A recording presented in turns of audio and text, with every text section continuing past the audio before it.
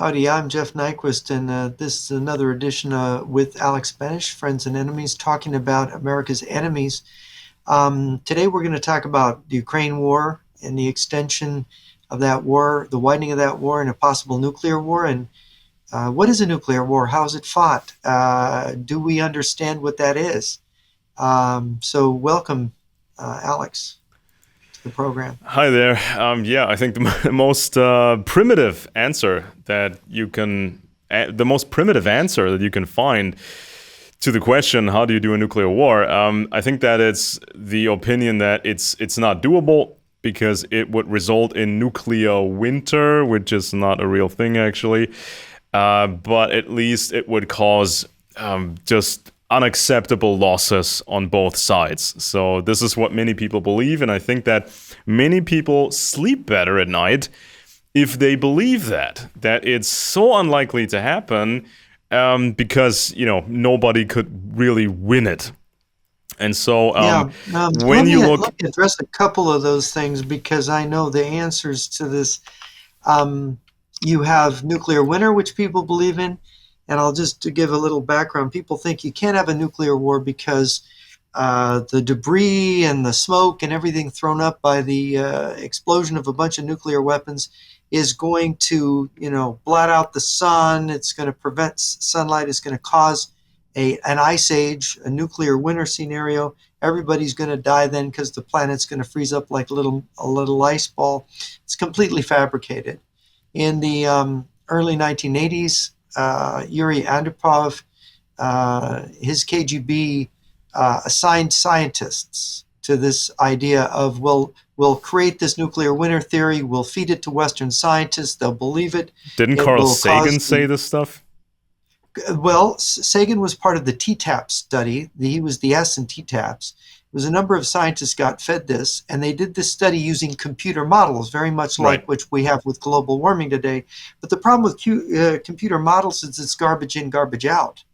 Whatever data you put in is what you're going to get out the other side. So it's really kind of a farce. And of course, I was really interested in this when I was in graduate school in the late 80s and up to 1990.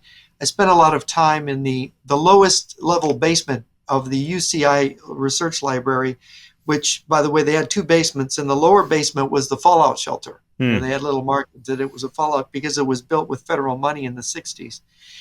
But that's where they put all the nuclear war books, all the research. And so, of course, what's interesting is that one of the Soviet scientists that was involved in this project for the KGB of creating this fake science for a nuclear winter, he actually defected. And he told the West, hey, look, I was put up to this by the KGB under Andropov.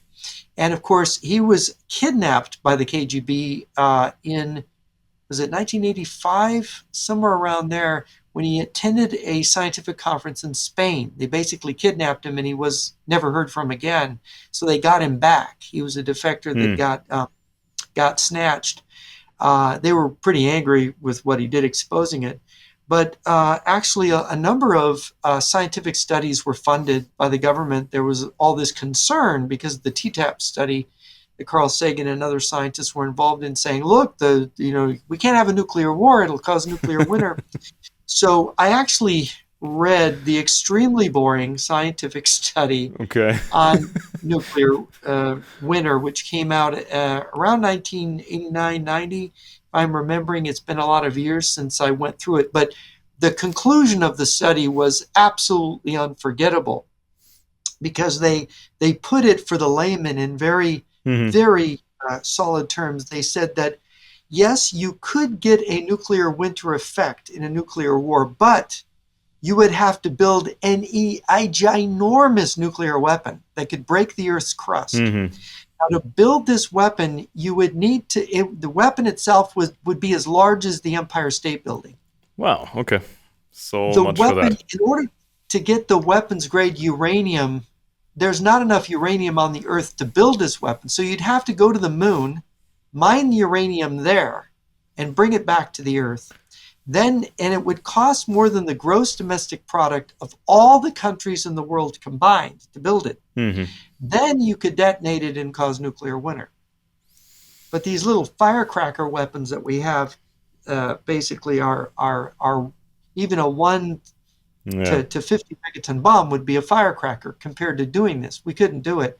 And a lot of people don't know this, but in World War II, in terms of smoke and debris, the Allies dropped the equivalent of 600 atomic bombs and conventional explosives on Germany. And this did not create Yeah. any kind of cooling effect on the Earth's climate that was measurable. So So it's give nuclear. people the idea. What does that mean if a nuclear warhead is rated as 20 kilotons? What does that mean? Okay, a kiloton of TNT, basically. The equivalent. 1 kiloton bomb is 1 kiloton of TNT. Which is a lot It's, of TNT. So just try to yeah, imagine, let's say a ton of TNT. That's basically a I, pallet. It's a shipping yeah. pallet, let's say, for example, or maybe a full, Well, and of course, 1,000 kilotons is 1,000 tons. yeah. Okay, so let's say Uh, a big shipping Kiloton. pallet, a big shipping pallet, stacked really high. That's maybe a ton of, TNT explosives. You have this big pallet, and then you have 1,000 of these pellets. So that's just to give you an idea what that Yeah. means. And that's just a pretty small, but of Yeah. course, what people don't understand is it's not as powerful as you think because there's something called the cube root law. That is, because space is three-dimensional, the explosion is sent in three-dimensional space. So the more explosive you have doesn't mean that it's that much more powerful because you have to take the cube root. Yeah. So it's not it's So, not like a shaped charge, a conventional bomb, which directs the force in a certain direction. right, in It's one more like direction. it detonates in the air. I don't remember exactly at what height it's supposed to detonate, but Yeah, the energy goes into all yeah. directions. Well, And the bomb that hit Hiroshima, for example, is thought to be about 17 to 20 uh, kilotons. yeah. Okay. So, and of course, what happened in Hiroshima was it wasn't the direct heat and or radiation that killed people. It was the shock wave of the explosion. The Japanese had very flimsy houses. They built very inexpensively. So the shock wave knocked the houses down like in an earthquake, and the electrical wiring or anything caught the houses on fire and then burned the people trapped under the debris of the houses burned to death. So you had now within the blast radius of the Hiroshima bomb, there were over 200,000 people, and 100,000 of them died. Okay, so it only killed about half the people within the blast radius. In fact, if you were in a solidly built cement and brick building, like the hospital that was Mm. directly below ground zero, nobody in that hospital died because the building didn't collapse. Um, so this is kind of the physics of the Hiroshima bomb. And Nagasaki killed less people because the bomb was not centered properly when it detonated over the city.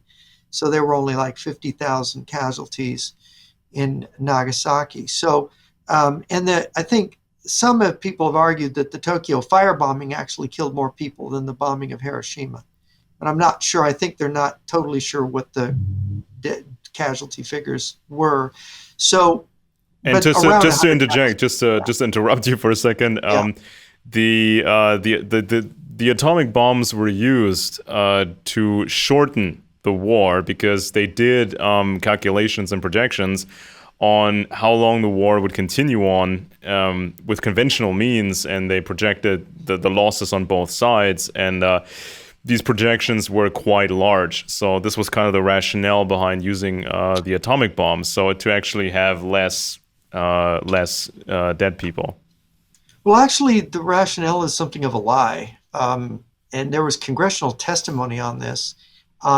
There is some tremendous, interesting things, and there's a book titled "No Wonder We Are Losing," written by a great anti-communist whose name is escaping me now. He was a lawyer who was involved in the Senate Security Committee investigations. He knew Senator McCarthy rather well. he wrote this book. This book came out in 1958. No wonder we are losing. And he put in the book testimony because he had been an intelligence officer in the U.S. Navy during World War II, and he was intimate with this whole surrender thing. And so he put congressional testimony about this. His one of the people in his, I think it was the head of his intelligence unit, U.S. Navy, they were unique in that there were very few Japanese prisoners of war during the war because the Japanese were taught to fight to the death. Yeah. And what he had is they had gathered the officers, the most intelligent, most informed people that they could among the prisoners. And they treated them really well, these Japanese guys. They were very suspicious. They were very hostile. They're very indoctrinated against us. But they treated these prisoners well, and they came to them. And of course, these Americans had Japanese language. And they said to these Japanese officers, look, we want to end the killing. We want to end the war. On what, we need Japan to give up, but what would the conditions be? Because our government has told the Germans unconditional surrender. Remember that? Yeah. And so we said, and these Japanese officers, these captured Japanese officers said that won't work with Japan. We will not surrender unconditionally. Yeah. And of course, a lot of people don't realize this. They think Japan surrendered unconditionally, but you will notice that the emperor is still there in Japan. It was not unconditional. These officers said, look, the emperor is revered. He's a god. We would only surrender if the emperor was sacrosanct, right? If the the condition would be that the emperor stays. And so this naval intelligence unit created this report using the help of these captured Japanese POW officers. And they worked together and they created it, and they sent the report to the State Department, to experts in Japan there. And they said, wow, this is fantastic. We need to show this to the president. And so they got a meeting in May of 1945. They got a meeting with President Truman. And President Truman said, so they'll surrender if we offer and they said, yeah, we believe so. Okay. We should do this as soon as possible to save lives. So Truman said, well, I have to pass this through the generals, through the command. And of course, they got all the American commanders it was James Forrestal was the defense secretary at that time in the war. And they had all of them with, of course, the head of the general staff at the time. And they met. And it was all the generals and Forrestal were very positive, except that there was suddenly the head of the Office of War Information, who was a very famous leftist American journalist, who was thought later to have. There were a lot of communists in the Office of War Information, and Dinah West exposes this in her book American Betrayal. But the head of the Office of War Information made a stink and said, we can't let the emperor off. We have to do the war. And then George Marshall, the chief of the American generals, said, well, let's table this for a while, which was an extremely damaging move because they could have had peace with Japan. So Marshall got Truman to extend the war. So the Battle of Okinawa took place, which was extremely bloody, 13,500 American dead. And of course, Japan suffered all this additional bombing, and they were going to use the atomic bombs. And so they had agreed that Truman would issue this peace offer to the Japanese at Potsdam when Truman was going to meet with Stalin at Potsdam and the British leader. And of course, that's what happened. And of course, that Potsdam meeting happened after the atomic bombing and after the Soviet Union had invaded Japan's territory in Manchuria and grabbed it. So basically, extending the war allowed the Soviets to get into the Far East, to get into China, to invade, Japanese-occupied Chinese Manchuria.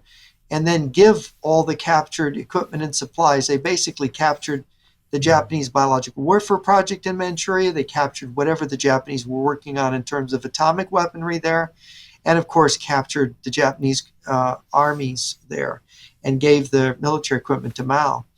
And this allowed Mao to win the Chinese Civil War 4 years later. So the atomic bombing of Japan happened because the war was extended to allow the communists to get in it. Okay, so it was not a magical solution to end the war. No, it wasn't, and it wasn't. It was a tragedy, and General MacArthur privately was sick about it, and you will read about his private comments to people saying that this was a travesty, that the civilians were bombed in this way when Japan's now remember, by May of 1945 the Japanese Navy was sunk. Yeah. There was only shambles left of it. Most of her battleships were gone. Her carrier fleet had no pilots really, so they had carriers, but they didn't have any guys in them, to operate them. The Japanese submarine fleet was mostly sunk. The Japanese merchant marine was sunk. They were an island. They were going to starve. They had no way out. You didn't need to use atomic bombs on them. And of course, this is a great shame that America was the first country to use atomic bombs, and they were used on civilians. And by the way, Soviet propaganda has made a great deal out of this. But it was actually, I believe, and I think Diana West's book shows, that it was communist subversives in the U.S. government that basically were behind pushing for this atomic bombing. Yeah, and of course, I mean, if the Soviets had been tested in a certain way, I mean, they would have used atomic weapons as well, we might surmise.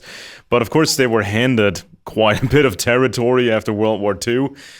They got American equipment from the Lend-Lease program to fight Nazi Germany and so on and so forth. So, I mean, Russia got handed, Ukraine, Poland, East Germany. So the Russians were not really tested that way in the years to come. So there was not that need for them to use nuclear weapons. So then, but as soon as they had nuclear weapons in 1949, guess what started? The following year, on June 30th, Communist North Korea invaded South Korea. By the way, and it was Stalin who authorized that invasion. We know that now. Oh, and didn't American generals, some American generals think that some nuclear weapons should have been used against North Korea and China, but they were shut down. There was a discussion about using cobalt bombs and salting the ground so that it couldn't be, it would be permanently impassable. There were all kinds of crazy schemes talked about. There were people in the 40s that wanted to do preemptive strikes on the Soviet Union so they wouldn't get the bomb. But Truman and the establishment said this was wrong. They were our allies in World War II. We did not start a war with our former ally. If they want to be bad, then we can play off that, but we're not going to do that. I think that was a wise decision on part of Truman. Now, what's really interesting is that when we didn't know how fast the Russians were building up their nuclear bombs. We didn't have that many, and they were atomic bombs then. They weren't that effective, and in fact, they did studies on the Korean War about widening the war into China. And it was determined that atomic bombs would almost be useless against the Chinese and their military. Because they're running around and they're just changing places and spots. And if I remember correctly, the Chinese troops were not really equipped well. So they were running around in, insufficient clothing. And so it's like you're dropping a very expensive bomb on some very under-equipped, poor, soldiers. So that's not necessarily a good way of using American resources. Yeah, the Chinese army was just huge. They had mortars without mortar stands, so they used men's backs. They used mass assault tactics where they would have people with bayonets and rifles, bolt-action rifles, just charging machine gun nests. I knew Korean War veterans who recounted these massed attacks. A surgeon of the 7th U.S. Army regiment, who I knew personally. He was operating on soldiers. They were under an attack that they were about to be overwhelmed, and it was a mystery to him why the officers blew the whistle and pulled back, because he thought they weren't going to make it. They were surrounded, and this regiment got trapped behind Chinese lines. The Chinese, of course, had attacked in massive force, unexpectedly, in very cold weather.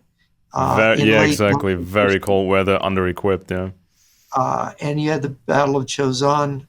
You had a lot of American units enveloped. The Turkish contingent this was a UN force, a mixed national force. The Turks got surrounded, fought tremendously, but got captured. A lot of American units got surrounded and captured. But my friend's regiment got out. They fought their way out in an absolutely frightening scenario. He wrote a book called Bloody Snow about it. But the Eisenhower administration, when he came in, the Korean War was still raging, and Eisenhower became president in 1953. And Eisenhower had determined that anthrax was the best weapon to use on China. Anthrax released from submarines using coastal air masses, because, as you know, coastal air can move inland at night. As the warmer air over the land rises, the heat rises, it sucks in the coastal air in the late afternoon and early evening. And of course, if you salt that air with anthrax, then China's coastal cities would be inundated, and you would create mass casualties. They were preparing the submarines and the anthrax for this. They had perfected anthrax by that time, by 1953. The U.S. government did a study about the Korean War, about widening it. Eisenhower wanted to know what happens if we widen the war, because he did not want to mess around in Korea. We're not going to bleed there forever. We're either going to get rid of the communists now, or we're going to have peace.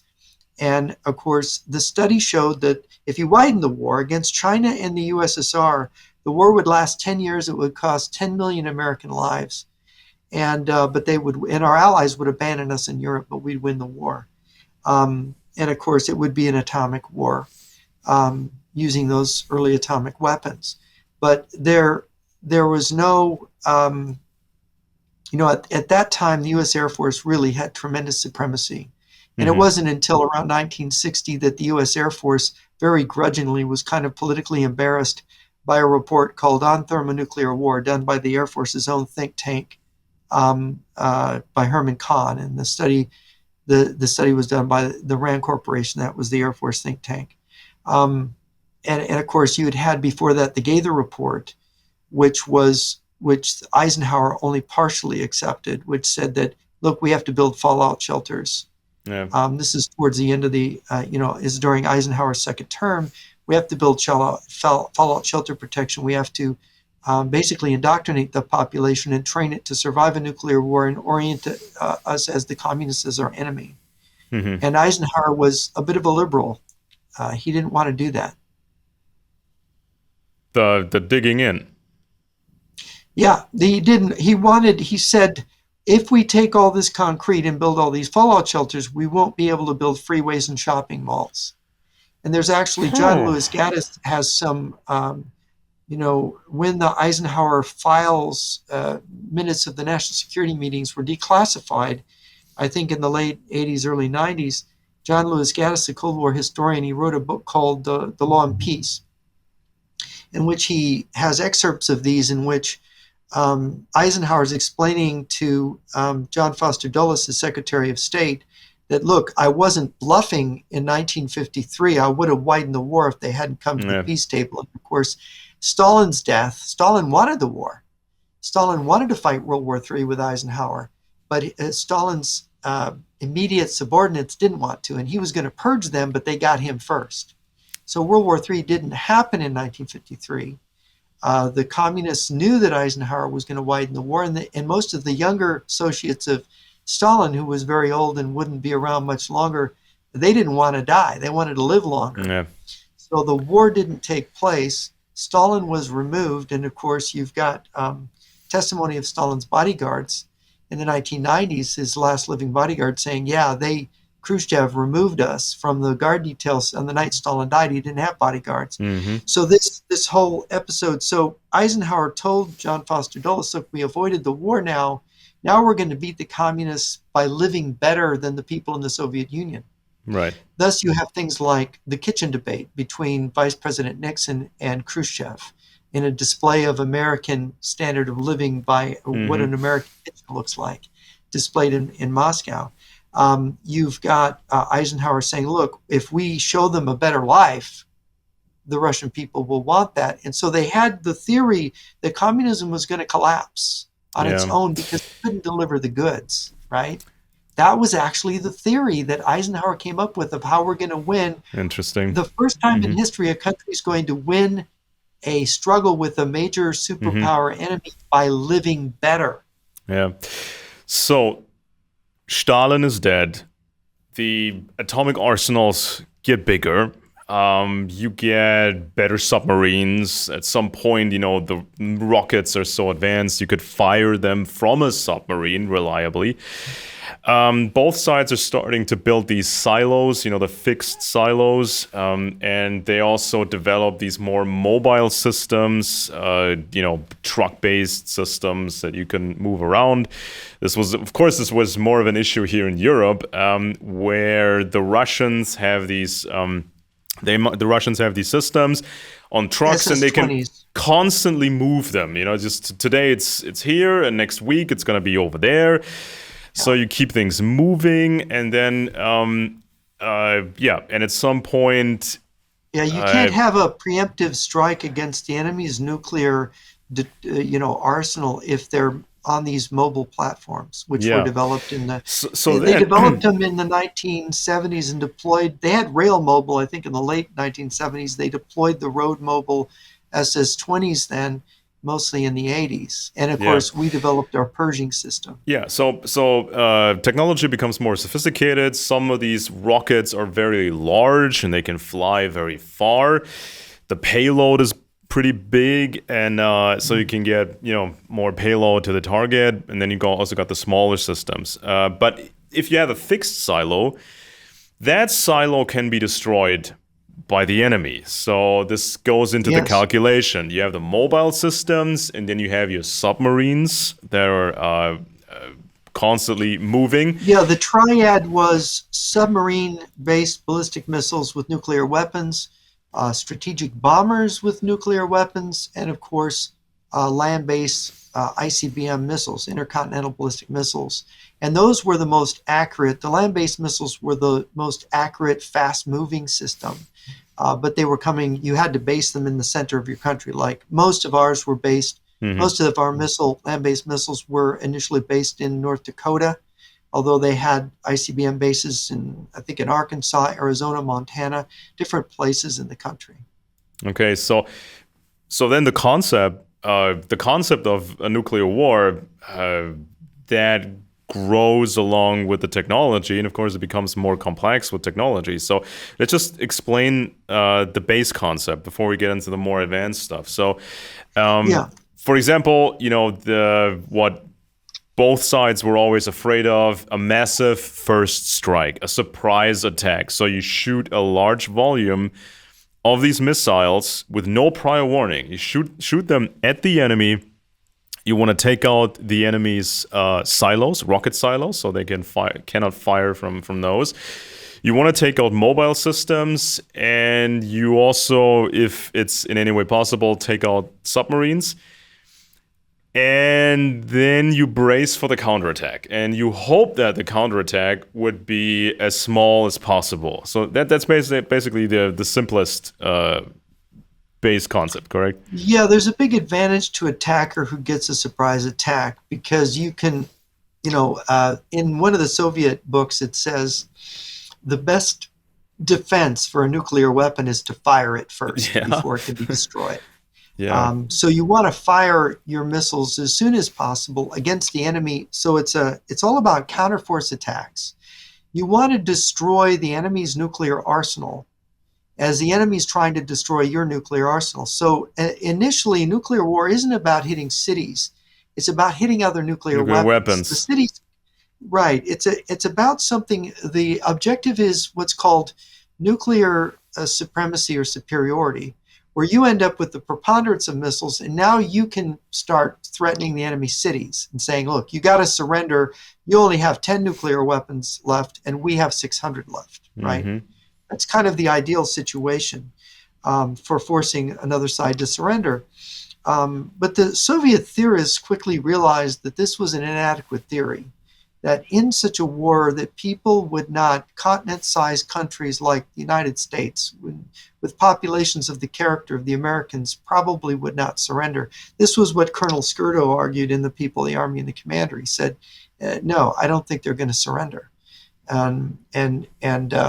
This was controversial, but the KGB and GRU officers who knew America best agreed with Skirdo and said, look, Skirdo's right. The Americans are not like Asians. They're not going to buckle. They have freedom. They're used to a certain way of life. They'd rather die than give in. So this was a problem for the Russians in their war preparations. Now, initially, there was just bombers and air forces to deliver the weapons in the 50s, and America was vastly superior to the Russians in this. Although the Russians copied American bombers, right? But then with Sputnik, the Russians were initially ahead. They put the first satellite up. They put the first man in space, the first dog in space, right? But you had the missile gap. But both sides were developing these rockets were initially conceived as ICBMs, intercontinental ballistic missile. If you can put something in orbit, you can put a warhead on it and it can strike a target. And this is very fast moving. You can launch one of these missiles from Russia and it can reach the United States in a little less than 30 minutes. Right. So, and there's no way to stop it. It's moving so fast, there's no means of defense. A fighter plane can't intercept an ICBM that's going, 17,000 miles an hour. Yeah, and the Soviets became obsessed with trying to find out when the NATO was going to do a preemptive strike. So there was this Operation Rian, I think it was called, when the Soviet intelligence actually used quite a bit of their resources. Operation V Ryan, which is an acronym for strategic rocket war. It was an operation to detect a Western plan for preemptively striking under Ronald So they were Reagan. looking at. So it almost became like this manic sort of divination because they were trying to figure out the West's pattern. What's normal, what's not normal. So they were scouting NATO offices and other places. They were counting cars in the parking lot. Things like, is the West hoarding? They had a number of markers for showing that the West was preparing for nuclear war. One of the markers was, is the West stockpiling gold? Right? Yeah. Is the West stockpiling food and fuel? If you're starting to amass resources for a prolonged, a siege, a nuclear war is like a siege. That's a sign. Now, I talked to a KGB officer who was involved in that V. Ryan project, and he said we recognized immediately this was coming from the KGB. This was coming from the Army. Wanted them to do it, and Andropov was then the head of the Soviet Union. He was, and the KGB realized this is bogus. They had no evidence of Americans preparing it for a nuclear strike. They knew it was nonsense. And in fact, what happened was the Army kind of got into trouble because the Army was insisting that America under Reagan was going to strike and that they needed to strike first. Yeah. There was in 1983 these Able Archer exercises of NATO. Yeah. And the Soviet military leaders, Defense Minister Ustinov and the generals were saying, look, they're going to use this to start a surprise strike. They're going to use their weapons to hit Moscow. And Andropov developed a sort of skepticism. When the KGB came back and said, look, this is complete nonsense, the Army's lying, Andropov became worried that the Army was going to try a coup against the KGB and the party. that once they had them in their bunkers, they were going to kill them in their bunkers, and that the Interesting. army would then take over. So what actually happened was the orders went out for the Soviet military to prepare for a first strike against the West, and they were doing it. And I talked to Peter Pry, wrote a book about this called War Scare, in which he talks about it.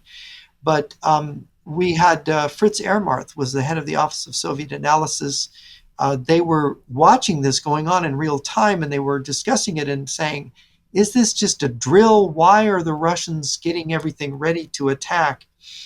And what Peter told me was, we just simply couldn't believe, because a lot of our people, our analysts, just didn't believe nuclear war, like you say, Mm. was practicable. And they wouldn't tell the military. Here, the commanders in NATO were going, what's going on? They're readying their air forces in the Warsaw Pact. They are, and there was all this activity at all the Russian ICBM bases they could see from satellites. And we literally were not preparing in response. And what Peter told me is, he said, if they had gone ahead with an attack, we would have been caught flat-footed. They would have won World War III. Oh We would boy. have been annihilated, because we didn't get ready. But mysteriously, the Soviets they were at the point where they could have wiped us out, and they just stepped back They and didn't. went back to normal status. And it was only later a KGB officer told me what really happened, that Andropov was suspicious of the generals taking over the regime Hmm. and using the nuclear war as a way to take power. So he stepped it down. And from that point on, Andropov had decided, and Gorbachev carried out a lot of this, to purge the smartest generals from the Soviet military. It's why they're so incapable today. The party literally and the KGB became frightened Yeah. by the Also, military. then also like Stalin purged so many people who were quite capable back in the old Yes, days. and Yeah. of course their purge was somewhat bloody. You will find, if you go back in the 1987, you'll find things like um, you'll find like six to eight colonel generals killed in a helicopter crash. So Hmm. wait a minute, this helicopter was filled with nothing but colonel generals, Yeah. Right. right? And you had the Matthias Rust flight into Moscow, if you remember, the young German pilot who flew through the Soviet defenses and landed. Well, this provocation allowed the removal of the top air defense and Hmm. Air Force, Soviet Air Force generals. So there was this systematic purging, and they would they would replace them with these nobodies stationed in the military districts that were of no importance. Saraska writes about this in her book, about this war between the KGB and the army. And of course, Gorbachev was the protege of Andropov, of the head of the KGB. And so this struggle between the KGB and the party on one side and the army lost, obviously. And the only reason we didn't have nuclear war was this paranoia in the Soviet system. And of course, the KGB had its long-range deception strategy, its Sun Tzu strategy of faking the collapse of the Soviet Union and subverting the West. But their fear of their own military Hmm. led to this disabling of their military, which I don't think it was their intention, but a bureaucratic machine doesn't always understand what it's doing. Um, but it's interesting to know the brilliance of Marshall Sokolovsky, who was the editor of this book, came out in 1962, Soviet Military Strategy. This is the Rand Corporation translation. And their theory and their understanding, they had tremendous clarity about how you fight and win a nuclear war. And I should say that there's nothing about, with hydrogen bomb was developed in the 50s, both by the Russians and the US. We had the first, it was a house it was like a building that was a bomb. We detonated the first hydrogen building. They detonated the first workable hydrogen bomb. So we were very neck and neck in this race. And of course, with the hydrogen bomb and the ICBM, you had this super fast, super destructive super bomb weapon, which changed everything. And So Herman Kahn, I should go over Herman Kahn's study. In 1960, the Rand Corporation put out this study, very controversial, called On Thermonuclear War. Herman Kahn was the leader of the group that did it. It caused such a firestorm that Herman Kahn left with a bunch of other people. They left Rand and set up the Hudson Institute. But the most controversial aspect of the On Thermonuclear War study was the economic analysis of the study. What Herman Kahn determined was that, now this will blow your mind, if a hydrogen bomb war happened, and they projected one like in the mid-1970s when there would be thousands of hydrogen bombs, if a hydrogen bomb war happened where every major urban area in the US was destroyed, the United States standard of living would recover within 5 years after the end of the war. 5 years? 5 years, minus certain luxury goods, provided you practiced free market economics and you did not institute some kind of socialist war economy. Oh my God. Okay, that's... And that was, it was a fascinating study to read it. I think he had, and of course, and they had this model, it was fascinating. They had this model that destroying the cities is not as bad as you think, because the rural and small town areas of a country were the real basis of the economy. The real basis of national life is the agrarian small town life. The cities actually were constituted by the farms and the small towns. And they found that the skills possessed by people in the countryside and the small towns were greater than those possessed by people in the cities, greater in terms of recovery. Why? Because in cities, you have a more division of labor where everybody's a specialist in doing one thing. Mm-hmm. But in the small towns in the countryside, your farmer knows he's a jack of all trades. He knows how to fix his machines. Yeah. He knows how to plant. He knows how to tinker here and there. And so you have this greater range of skills, actually. And they said, if you had a weapon that destroyed the countryside in the small towns and left the cities standing, the cities would fall apart. They would die. Interesting, because who needs the Starbucks? Who needs the Starbucks restaurants? Who needs the some of these other stores that serve no real purpose? Okay, so right. And of course, this study, the Rand study was the Air Force's think tank basically, and this study was unpopular because they said that the United States Air Force had no defense against ICBM attack. Mm-hmm. The Air Force was clinging to this myth of American Air Force invincibility, and they didn't have any defense. Now, Edward Teller created a model of a defense, which became the Nike missile system in the 1960s. There were Nike missile bases all over America. So what was Nike? Well, the Russians tested in 1962 under Khrushchev. They tested a successful ABM system. Can you guess what it was?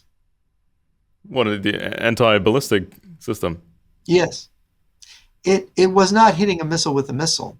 They actually conducted a test. It is, you send a nuclear missile up with a hydrogen warhead. Oh, you fire a nuke against a nuke volley. A nuke against nuke, right. And they tested it in Central Asia. They sent a missile to a test range with a fully armed hydrogen bomb. And they sent another missile with a hydrogen bomb exoatmospherically to intercept it and to see if it could disable it.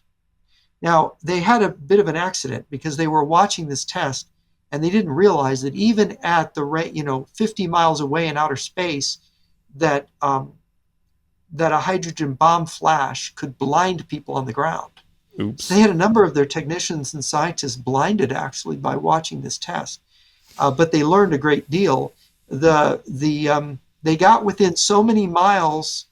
The intercepting missile only had to get within, I forget how many miles. It was 60 kilometers or 40 miles, whatever it was. It got within the thing it was intercepting. It detonated exoatmospherically, and the EMP effect from the intercepting fries the boards, fried the warhead components. So when the warhead reached the test range, it didn't detonate. It was just a dud. It just slammed into the ground. because the board or the electronics inside a nuclear rocket, nuclear missile, not only is it susceptible to the EMP effect, and there are target coordinates saved on these boards. So it's data, and they have a primary target, a secondary target. If the data is gone, the data is gone. And also, there are very, very peculiar sensors inside of that rocket, and these sensors are supposed to determine if this rocket is properly fired or if it is being manipulated by somebody else. So they will have gyro sensors. The bomb wants to know if it goes into orbit and then goes down and all that, and the bomb will actually shut off or disable itself if the bomb thinks it's being manipulated on the ground by somebody. So if you fire a nuke against nukes, the enemy nukes, they can't cope with it, apparently. That's right. So our Nike system was all about these Nike missiles were super fast missiles. They put a small nuclear warhead, and what the U.S. and the Russians determined was that it was the X-ray radiation spectrum of a burst in space that could have the greatest effect. So they created X-ray radiation warheads that could then exoatmospherically, anything in line of sight within hundreds of kilometers, I believe, would be fried. I mean, you'd fry satellites, of course. You would fry everything within a certain radius. And you could, in fact, you'd fry a whole cloud of warheads. You know how we have multiple independently targetable warheads, where you could have, a Russian SS-18 Satan missile could have as many as 27 nuclear warheads on it. And those warheads would be a cloud of warheads. And if they were in the bubble of this X-ray radiation counterblast, they would be all disabled, neutralized. And Edward Teller had gone to President Kennedy about this. Meanwhile, Khrushchev bragged, about their successful tests of this ICBM interception system. And they were learning, and within the atmosphere, later the neutron bomb warhead was ideal for neutralizing incoming warheads. So let's say it got past you through the space part of its flight, and got back and was entering the atmosphere, heading for the target. You could still hit it if you had a neutron warhead come within a certain distance of it. So this whole idea of hitting a missile with a missile, which we got into, is just silly. It's just outrageously silly to have to hit a missile with a missile. But unfortunately, and I talked to Bill Lee, was a big expert, American expert. He wrote a book called The ABM Treaty Charade. Came out in 1997, where he talked about this issue. And I met with him in 1999, a couple of years after he wrote his book, to talk to him about this whole issue of atmospheric detonation of an exoatmospheric detonation of warheads to stop incoming warheads. And he said it's perfectly workable. Unfortunately, we disabled our Nike system, and the environmentalist movement in Congress said, oh no, you're going to blow holes in the ozone. You're going to, never mind the fact that ozone's created moment to moment by the sun striking the upper atmosphere and creating O3. So basically, what people know as Reagan's SDI or Star Wars program, that was supposed to intercept a nuclear missile with a conventional missile. Yes, which is insane. It was a waste of money. And of course, directed energy weapons was the other thing. Both sides, but especially the Russian side. And in fact, I've had long conversations with the Russian scientist Viktor Kulish, who he was a laser scientist. He wrote a book on laser physics that is really quite brilliant, that you can get on Amazon. He defected over to the United States at the end of the Cold War, and he lives in Ukraine. Last I talked to him, he was in Kiev. But Kulish was working on this directed laser, and they had some successful tests where we found some slag from things they'd hit that had fallen into Scandinavia, I think in Sweden at the time. George Keegan, the head of Air Force Intelligence, went public with it. I think he got fired over it around 1975 or 76.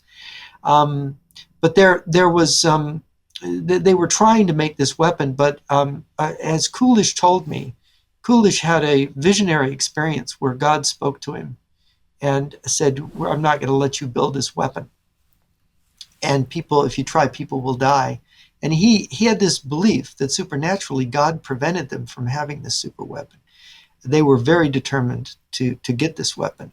And so it's a very strange tale that he tells. He's rather a mystical person. His laser physics led him to equations, and he calls his laser physics, he calls it the God system. And he says everything in nature is a God system, which is rather intriguing. So if people want to look up Victor Coolidge, you can find his name. There's a Wikipedia article on him, and he's also on Amazon. And his book actually goes into the physics and the theory, this God system theory that he had, which caused him to spontaneously have a kind of visionary experience. And he said it wasn't welcome because he was a true believing communist at the time. But what's really intriguing here, though, is that the U.S. just was not able to make any progress in this area that we know of. We know that the U.S. has some laser weapons, and they've been mounted in aircraft, which Obama retired the aircraft, by the way, and on Navy ships. And we know it has some capacity to intercept incoming missiles, but the energy requirements are high, and you have EMP possibilities. If you are able to launch a surprise EMP strike, and then we should talk about the evolution of the nuclear warfighting theory. And a minute, people talk about the radiation hazard. Let me just discuss that for a minute. People think the radiation is life, is world ending. Was a novel that was turned into a movie with Gregory Peck called On the Beach.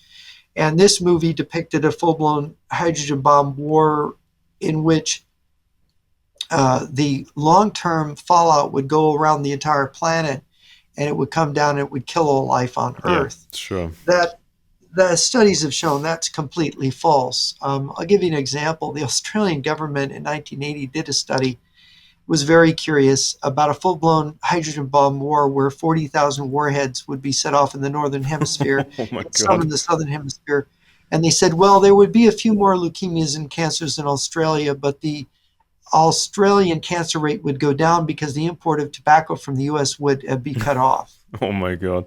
So so again, it's like the nuclear winter thing, right? It's where some people, they spread these ideas that it would be the end of everything. And clearly the communists were the ones spreading these fear stories because they thought if we didn't believe these fear stories, we wouldn't develop a large nuclear arsenal capable of winning a nuclear war or defending ourselves. That way they could get the dominance. They could spontaneously get strategic nuclear dominance, which is what they've been working on now since. What Anatoly Golitsyn, the defector in 1961, who was part of KGB think tanks and part of organizing the KGB for this long-range deception strategy, he wrote in his memos to the CIA about this, a surprise strategic attack on America, nuclear Pearl Harbor. He wrote about this, that if we did lower our guard, and then in 1984, his book, New Lies for Old, he explained how they were planning, the KGB was planning this collapse of communism that would get us to lower our guard. And you have you have revelations that saw on Twitter or X. One of these guys, one of these Americans, he is a documentary film producer. He had gone to this communist meeting 6 months after the fall of the Soviet Union, where there were 1,500 American communists meeting. And these were older guys in their 50s, 60s, and 70s, and they were talking about using the environmental movement to disarm and collapse America. And of course, the whole reason for collapsing us is that if we're collapsed, we can't have a nuclear defense. So then they can just point their nukes at us and say, well, you're done now, you have to give up. Okay. And that's what they're looking for. Yeah, so Russia and China are very competent at stealing not just Yes. all kinds of intelligence, especially technological plans, designs, and that sort of stuff. But once they steal those plans, they actually have to make these things and have to make the components. They have to train their technicians, their engineers.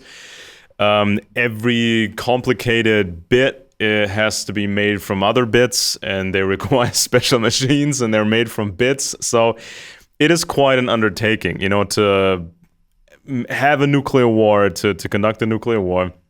And so what I saw before, even before the attack against Ukraine, and some other analysts, they were concerned about this as well.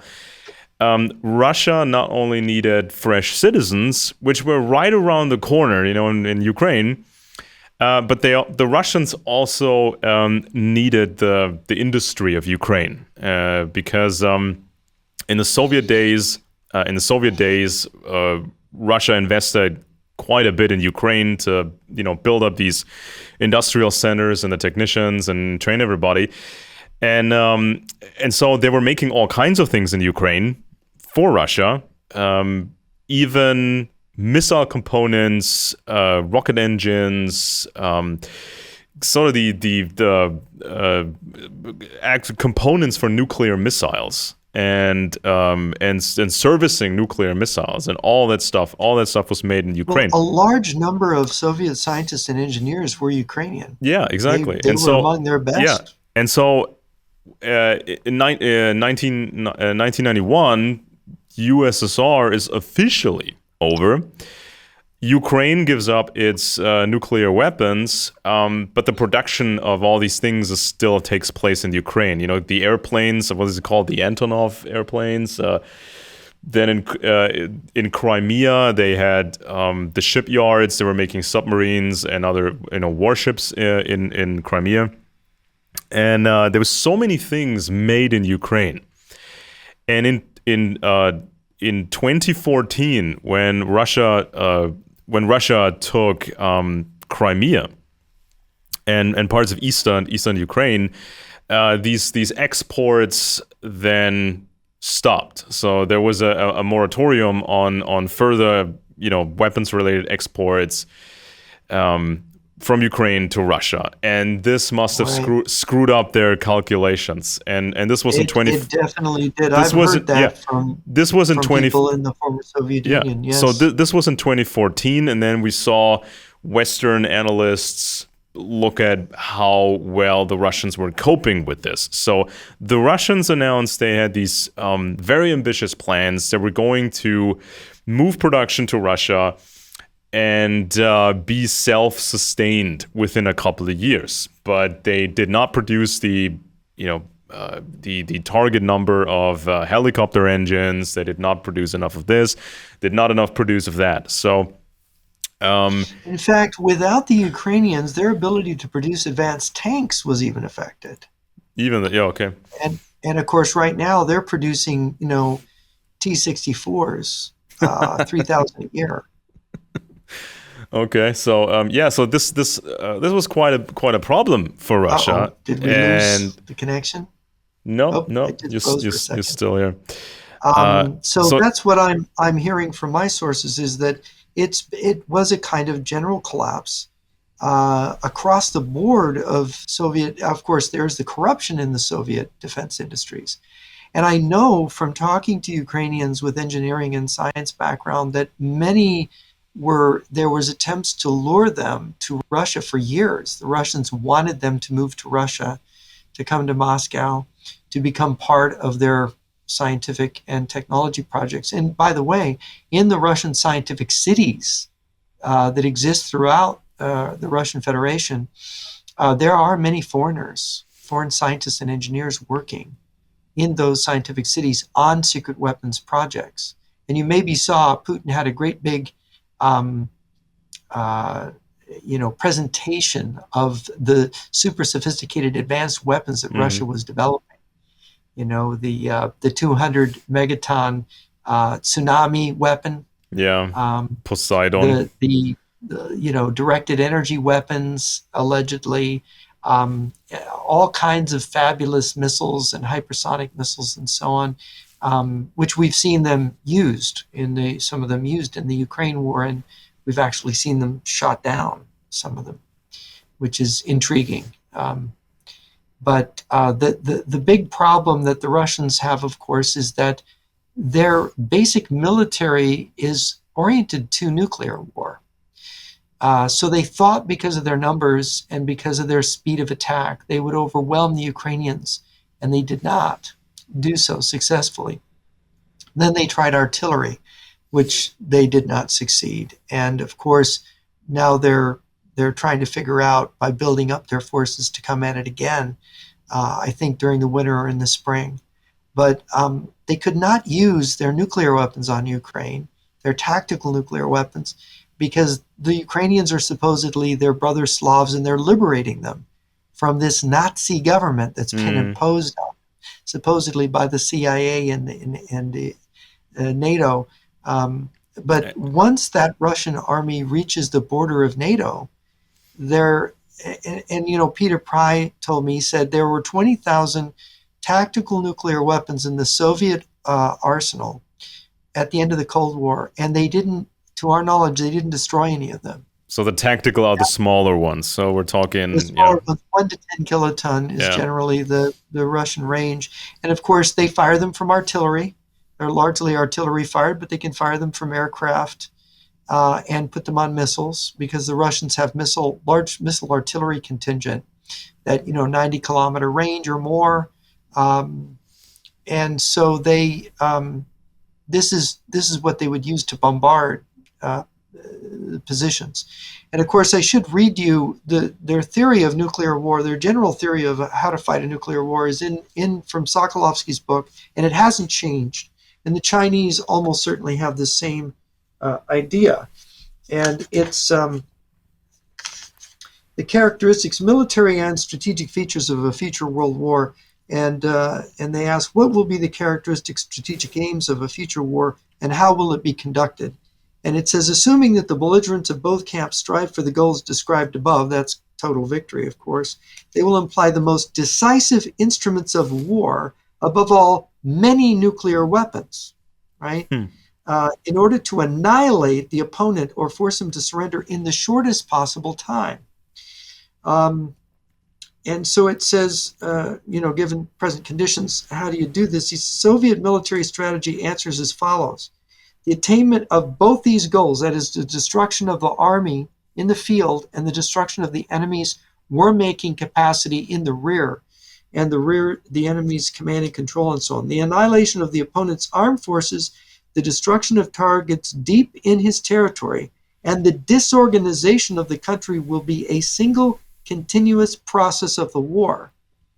The two chief reasons are, first, the need to defeat the aggressor, of course, we're always the aggressor, right, as thoroughly and quickly as possible, which requires that he be deprived of the military, political, and economic capacity to wage war. And second, the use of military instruments now at hand might well accomplish these objectives and aims simultaneously.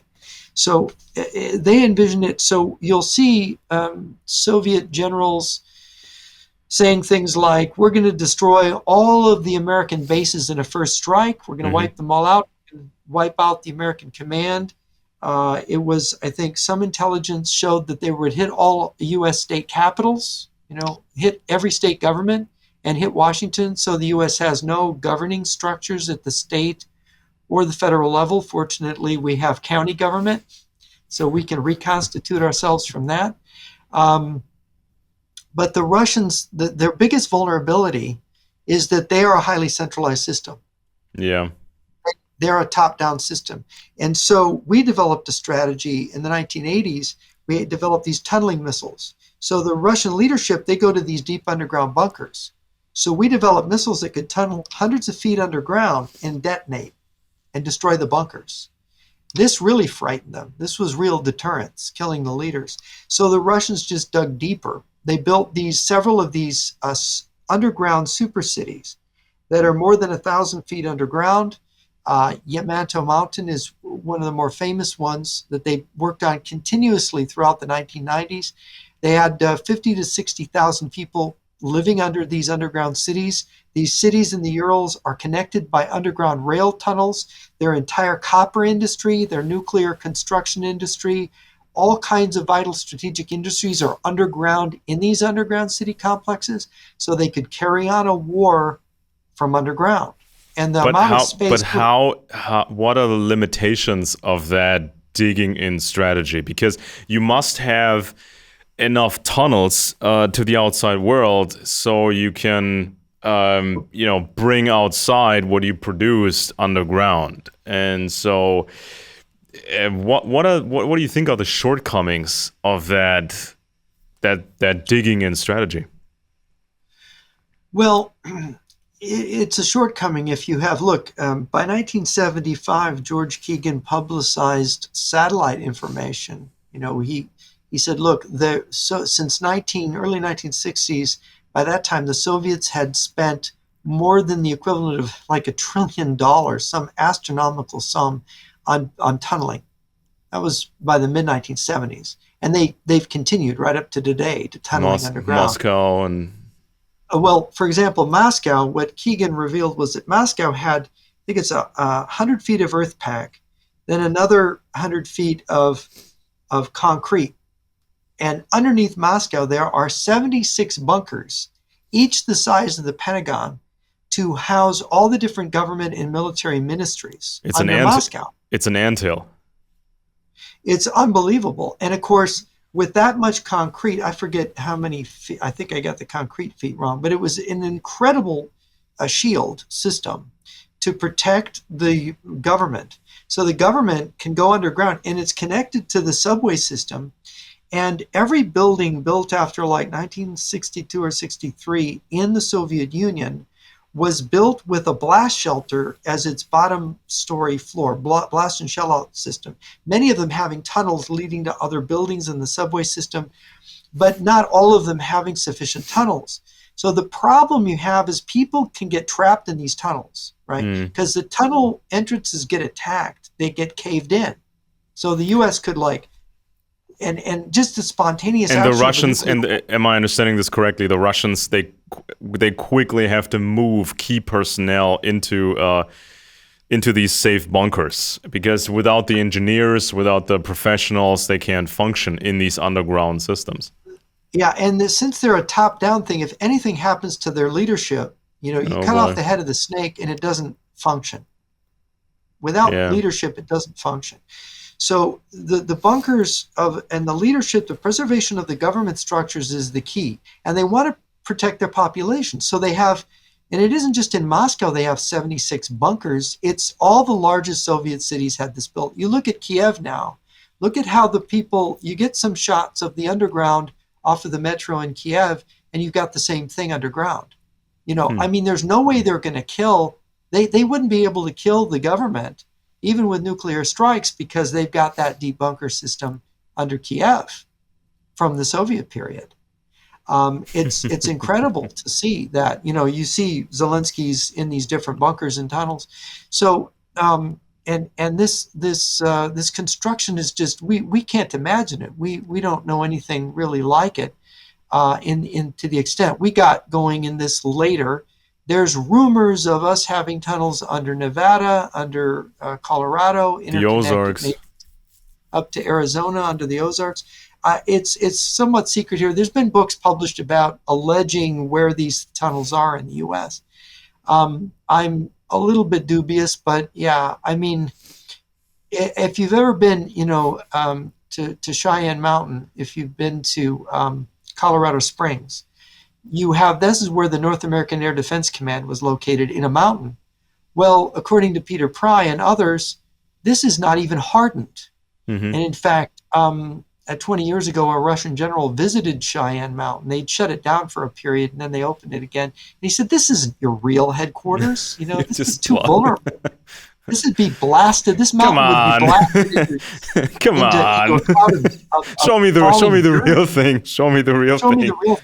But there were rumors when I did a speaking tour in Colorado, and I spoke in Colorado Springs and Denver in 1998. There were rife with rumors, my listeners told me, of these underground tunnels and these people going to work and disappearing into shacks in the mountains. Yeah. And you'd see hundreds of people park and they disappear into a shack, and they can't be working in a shack all day, they or the equivalent of an outhouse. And they believed there were elevators there taking them deep underground. And there were rumors that the Denver airport was connected to this system. Yeah, of course, the conspiracy buffs, the conspiracy buffs, they had a field day with all this, with that topic. But yeah, I mean, of course, people can't believe anything they see on the internet about, these, what they call them, the deep underground military bases, the dumps, Right. But it's what other countries do as well. I mean, North Korea has been doing this. They've created this sort of this ant hill, or this ants nest thing in North Korea. They try to have these underground structures. They have these long range guns. They can retract into a mountain, and then they can roll them out, fire, and retract again. So yeah, it seems like it's a thing. I did a report like 2 years ago or something, where I was compiling material on how popular bunkers have become. So it's corporations, it's even Donald Trump. I think even Donald Trump once owned a significant bunker or something. And some other famous Americans at some point, they either built structures or they bought structures that already existed. So it's a thing, it's a real thing. And these larger corporations in Europe, especially German corporations, they're interested in bunkers. And let's not forget what the National Socialists did. They tried to move production underground as well. Of course, not against nuclear weapons, but just to protect against regular bombings. So they tried to make all kinds of stuff underground. They had to constantly move and shift production. That was now back to this business of the tunnels collapsing and people being trapped under the rubble. Since the Russians had this, virtually 100% blast shelter protection for their urban populations, their problem was what are they going to do with people trapped under the rubble? So outside of Russia's cities, in their own bunkers, were special units with special rubble clearing equipment to rescue the people trapped under the buildings. And these are actual units that exist to this day. And in fact, if there's a major earthquake in India or Pakistan or somewhere, the Russians, you'll notice the Russians are the ones that come in to help rescue people from under the buildings. But the Russians maintain these special units outside their cities in the event of a nuclear war, so that if the radiation levels, if there's no intense radiation, they just go in and they rescue the people that are trapped in these fallout and blast shelters that can't get out. Because you don't know with a blast, with a hydrogen bomb from the US, if it were to strike Moscow and knock the city down and cause massive fires, the people in the underground protective shelters might not be able to get up through that rubble. They would have to, some would, and they would also need to get supplies and get things. But the other thing the Soviets did is that one of their mandates was to have 5 years supply of grain stored in these underground sheltering systems under the cities and elsewhere, so that they would have enough to feed everybody.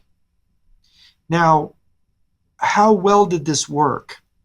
And what shape was it in after the Cold War? When Putin first came in as prime minister in 1999, when the Second Chechen War was going on, there were a bunch of meetings that took place. And there was a giant press conference that Prime Minister Putin held with the top generals discussing some of this stuff. Mm-hmm. It was very interesting. And one of the things that amused me that they were concerned about was that America needed gun control because too many Americans owned firearms. Now, why the Russian generals were concerned with this, it was rather amusing to me, knowing their strategies for a future war. But one of the things they were looking at then was the underground bunkers. They were starting to look at, okay, we need to get these things in shape. And they had conducted a general inspection of the underground bunker system. And this is where Sergei Shoigu came in. Originally, I think he was one of the people that did this inspecting, and they found that there had been water seepage Mm-hmm. into the underground, because you're so far underground, you're reaching the water table, Yeah. right? And you got big rivers around Moscow and And these it's other Russian. It's Russian engineering after all.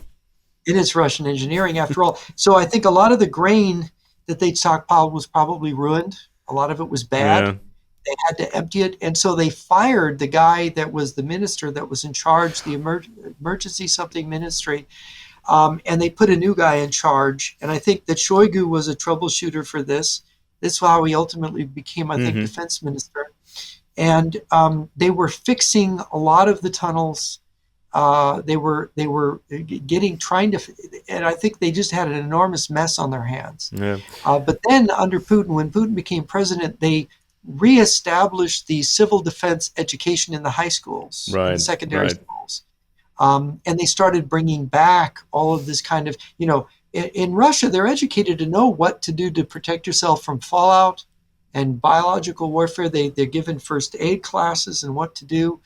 And of course, they the kids learn how to disassemble and reassemble an AK rifle and all that. Yeah. Yes. So this became and of course this was all normal under the Soviet Union. And of course, in America, we had we had the duck and cover drills when I was a kid. And of course, people have made fun of that, and I have to be rough with the people that make fun of duck and cover. No, it's actually a thing. It's actually a thing. It's a thing. You are idiots. Look, you look at the blast radius of a hydrogen bomb if it strikes a city. Yeah, within a couple miles of that blast, everybody's going to be fried and killed. And then outward, you're going to have injuries. But it's flying debris that will kill you at a certain distance. Look, most of the blast area it's the blast effect. Yeah. And how do you protect yourself? You duck and cover, because it's flying debris. If you're standing upright, yeah, that and the immediate, even the immediate radiation, like the highest amount of radiation, if you are behind a concrete wall, and if you can get out of Dodge, that helps a lot.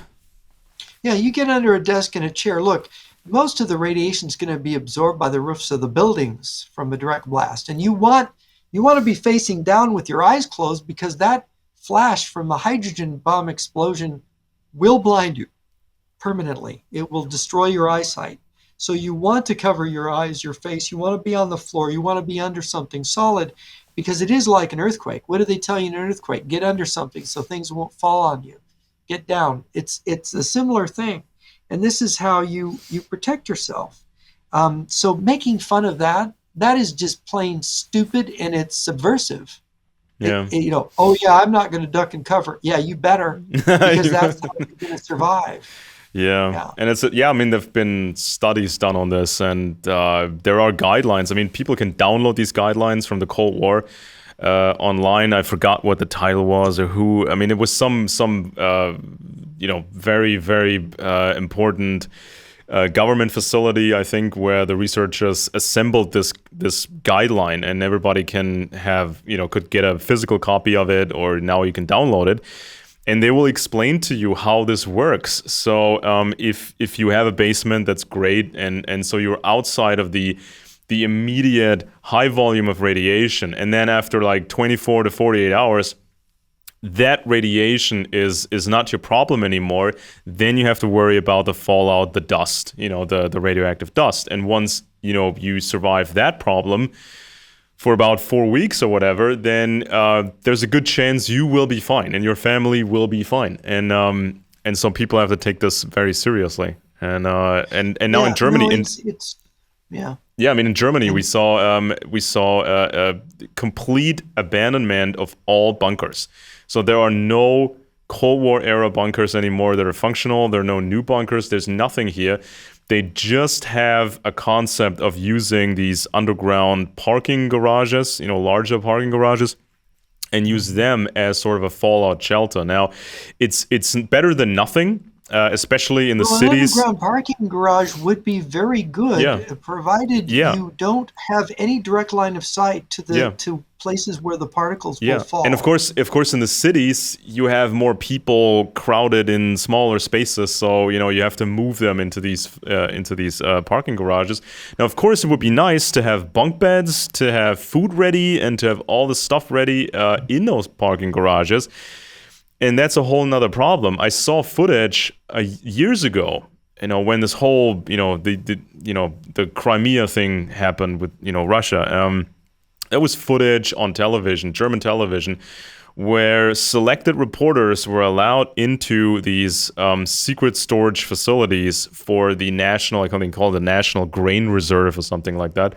And they've had it for decades. But most of what they store is loose grain. So it's a standard baseline storage facility. And they have these giant vessels, open giant vessels full of grain. And so there's these boards, running across these vessels at the top. So you can walk on these boards and you can take samples and see if the grain is still good or not. If it's too moist, if it's full of fungus or whatever. But this is what they use. And so the Americans by that time, they of course had switched to these freeze-dried foods. They're using the freeze-drying method, which was originally developed for the space program, right? So in Utah, they have these giant facilities in Utah because over here in Germany, we actually sell storable food made in the United States, and it's made in Utah.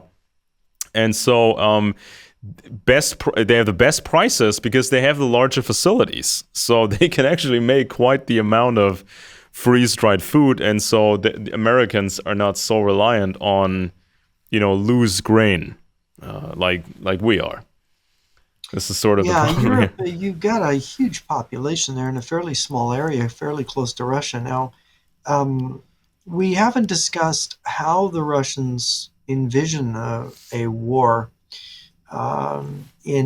against the United States. And if you read Sokolovsky and other books, they will say something like, the war has to be immediately transferred to the territory of the enemy.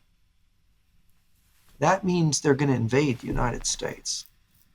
And yet, in my latest article on my website, I quoted a Czech defector who had trained in Soviet military academies in the USSR in 1955. His testimony before Congress was that Russia did indeed plan to invade the United States. And he produced, when he defected, he brought battle maps that the Russians had of the areas in the United States that their troops would reach and be involved. Same here. They know everything about every city, where what is, what building is where, what is made here, what is made there.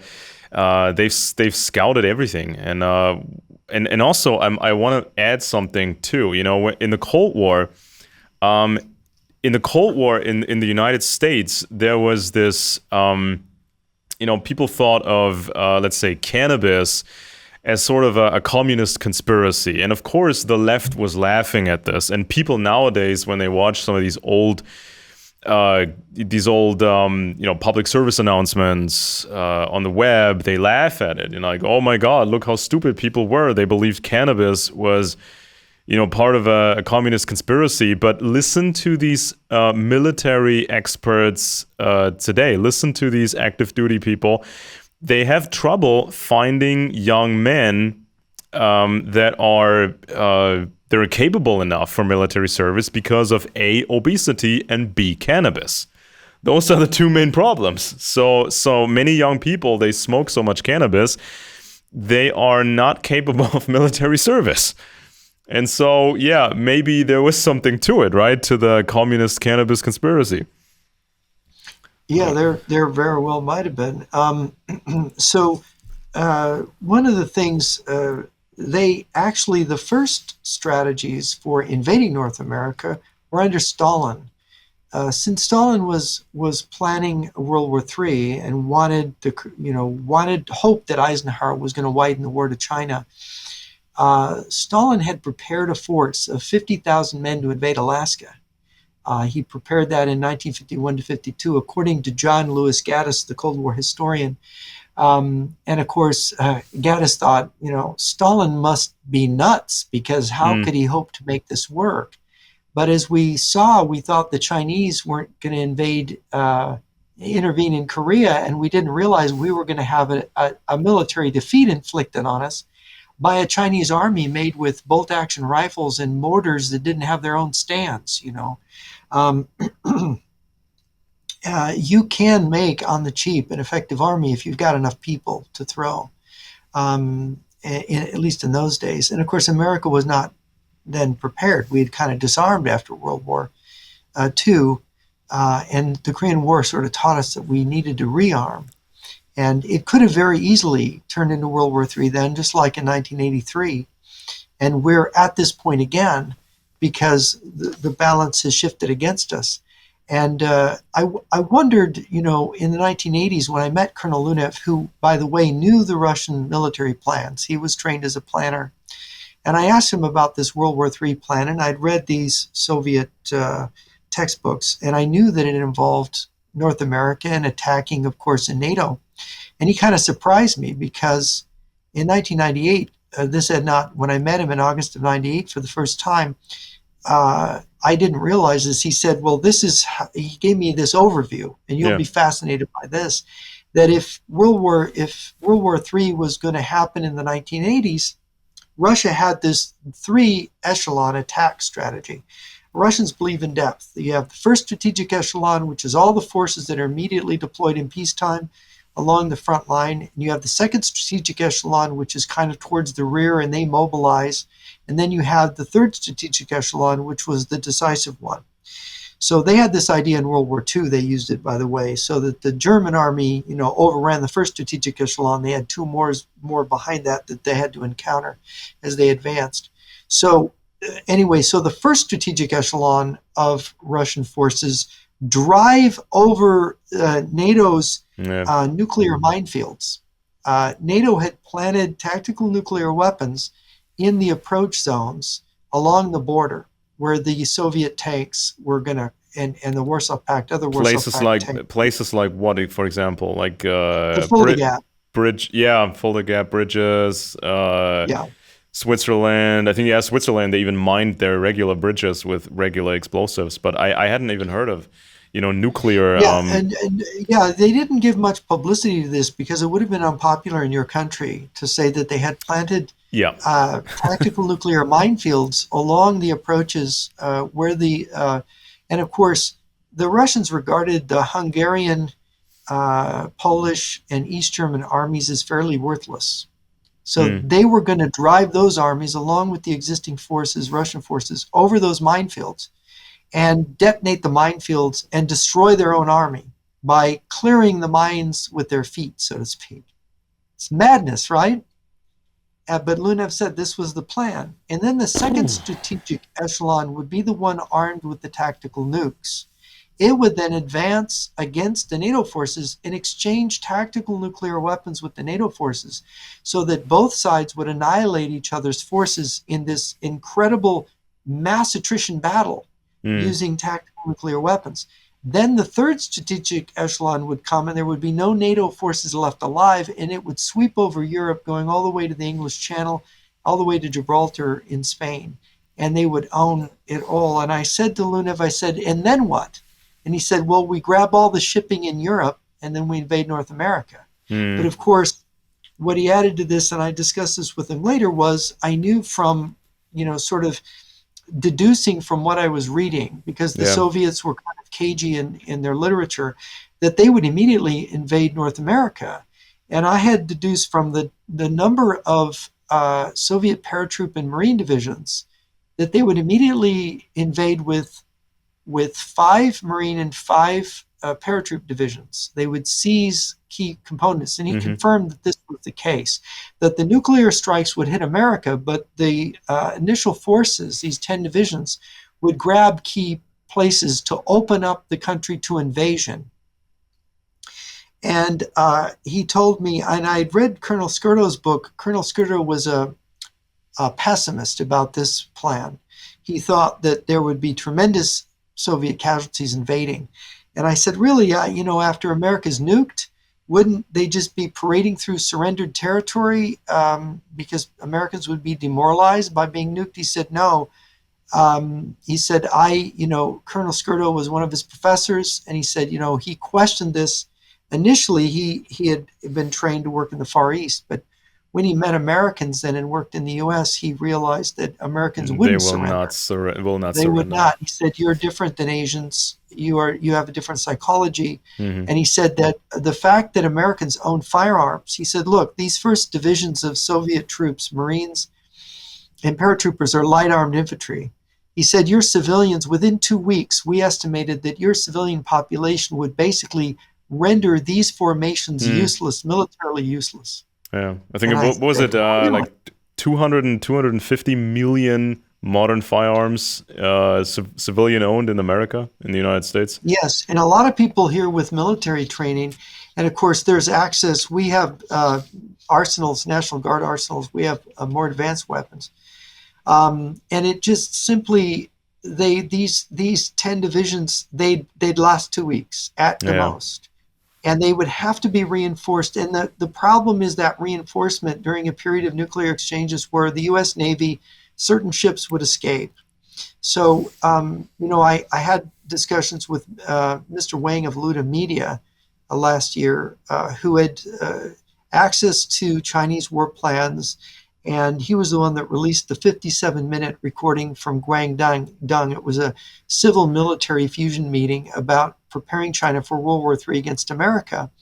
And one of the things that Mr. Wang got a hold of was the code list of code words. When Japan attacked Pearl Harbor, the fleet received hmm, a weather report, east wind rain, from a certain radio station in Japan that would tell them to go ahead and do the strike, right? yeah, East wind rain. Well, they had these code words made out. There were, I think, if I remember right, I was told there were 20 of them for attacking the United States in the Pacific when this war was going to begin. But what was shocking was there were code words for China's strategic rocket forces right. to hit naval targets and What missile about targets. those rumors over the last decades that communists would smuggle nuclear weapons or nuclear weapons components to the West? I mean, in public, you saw some information about that, concerning the United States, for example, where I think the FBI or whatever, where they were searching for possible instances, but they didn't really find anything. Now in Europe, this would be quite a lot easier, I think, to smuggle nuclear weapons to Western European Well, countries. I think it's done. Look, you may not know this story, and it came out about 20 years ago, I think. A journalist, an elderly journalist at the time, who had lunch with President Kennedy in 1961 after Kennedy came into office, had this astonishing private conversation with President Kennedy about the subject. And Kennedy told him, and he couldn't publish this, he couldn't use it, it was off the record, but then he did publicize it later. He said that Kennedy had confided to him that the Russians had used diplomatic pouches to smuggle in the components of a hydrogen bomb, and had assembled a hydrogen bomb in the attic of the Russian embassy in Washington. The attic. Oh Had God. you ever heard of this? No, but I always thought it would be, it could be conceivably done because, a warhead is not that big. So, and the different components. Right. And Yeah, and of so, course they had done this, and it was known to the Kennedy administration. So Russia, in order to launch a surprise strike on the United States, they didn't need to send a missile to Washington to blow up yeah. and kill the president. They just detonate the one in the attic of the Soviet embassy. While we're talking about Kennedy, because I posted 2 videos on Kennedy a couple of days ago, marking 60 years. 60 Oh yeah, years the after 60th anniversary. 60 years after the assassination, and I was debunking sort of the left-wing propaganda. I was debunking the some of the conventional conspiracy stuff that was going around, and I explained to people that Kennedy was in many ways, and his whole cabinet, there were quite a few anti-communists in there. And they did the whole spectrum. The Kennedys were fans of covert operations against communist states and rebel insurgency movements and so on and so forth, and also the whole Vietnam thing. So, of course, Kennedy didn't know what the perfect answer was for Vietnam. Neither did other people in the administration. So you had different people with different opinions, and then they got themselves involved in Vietnam. So it's not what the mythology tells you, because the mythology sort of tells you that Kennedy was Kennedy was totally different than his administration and all these other circles, and these right-wing circles killed him because he was against them. And so it's kind of this communist fantasy lore about declaring JFK their guy, their martyr. So what do you think about Kennedy and his approach to nuclear war and the Soviets? Well, about the Kennedy assassination, if you want to really know the truth, Gerald Posner's Case Closed is the very best. It's definitive. It is absolutely definitive, and it's a rather thick volume. And I've studied this. I did a series of articles about this over the summer. Because I thought it was so important, because, you had this thing, Tucker Carlson coming out and saying the CIA killed Kennedy, and you had Bobby Kennedy saying it. And this is really, so many intelligent people are not very well educated and believe these conspiracy theory, this half-baked, rotten stuff that is quite frankly generated by communist active measures, because they want us to misunderstand our own history and misread it and blame ourselves. Remember, everything bad in the world that ever happened, it was the CIA that did it. Yeah, the KGB never did anything wrong. It's all the CIA. So the real problem is this fake history. And of course, Kennedy, look, you can go on YouTube and you can watch Kennedy's speeches. Especially his speech when he was nominated by the Democratic Party. I believe their convention was in Los Angeles in 1960. Look at his speech given in Los Angeles in 1960 when he was nominated for president. That is a Cold War speech. Yeah. Kennedy ran to the right of Nixon. Kennedy said the Eisenhower administration was soft on communism. Oh, and guess what? He wasn't exactly wrong, and he was promising civil defense. Yeah. Kennedy got a civil defense bill passed through Congress, but he did not get it passed through the Senate. Yeah. But they were beginning to try to. So Kennedy was more dedicated to fighting and surviving. His father was pretty right wing. His father was super right wing, and originally Kennedy's father wanted his oldest son to become president, but he unfortunately died in the military. In World War II, in the military, when something blew up or something or the other, and they were using a very dangerous explosive to attack German bunkers, and it was kind of experimental. And if the plane shook too much, it would detonate. And it did. And it surprised me. It surprised me a bit that Kennedy was a candidate of the Democratic Party, not the Republicans. But it was a bit of a slick move, I think, just to create this sort of slick anti-communist that you could sell to the masses. But he called communism a monolithic worldwide conspiracy. And when these newspapers in America, when they published some damaging leaks, publishing stuff about covert operations, and that's when not only did Kennedy give that speech, in front of these newspaper publishers, where Kennedy said that be careful what you publish, because you might be aiding, the communist monolithic conspiracy. Be careful. And he also went around their back, went behind their backs and sort of kind of used the CIA to find the leaks, which was, it was a gray area. I mean, the CIA was not supposed to operate on American soil, but if they're looking for, communist networks in the newspaper world, what gives? So that was Kennedy. He was an anti-communist. Oh yeah, he was, and this is the thing about Teddy. Teddy went against this, and Bobby played games. Bobby Kennedy knew that the communists had killed his brother, and when you see Posner's book, look, there was a book that also came out this summer by a guy that was friends with the Oswalds. He spent the summer of '62 with Marina and Lee Oswald, and he got to know them. And when you understand Oswald, look, I'll give you this little snippet about Oswald. Oswald's mother was a monster. Hmm. She basically he didn't have a father because his mother was such a monster, and so Lee Harvey Oswald and his brother Robert, um, they they were raised by this monster mother, the momster, I guess you'd call her, and she was the classic malignant narcissist, and Hmm. Lee was her baby. Lee was a younger brother. Lee was her baby. She mind melded with him. Oh So boy. part of his maladjustment comes from this Pathology. toxic relationship he had with his mother. And Posner goes into it, and other books go into it as well.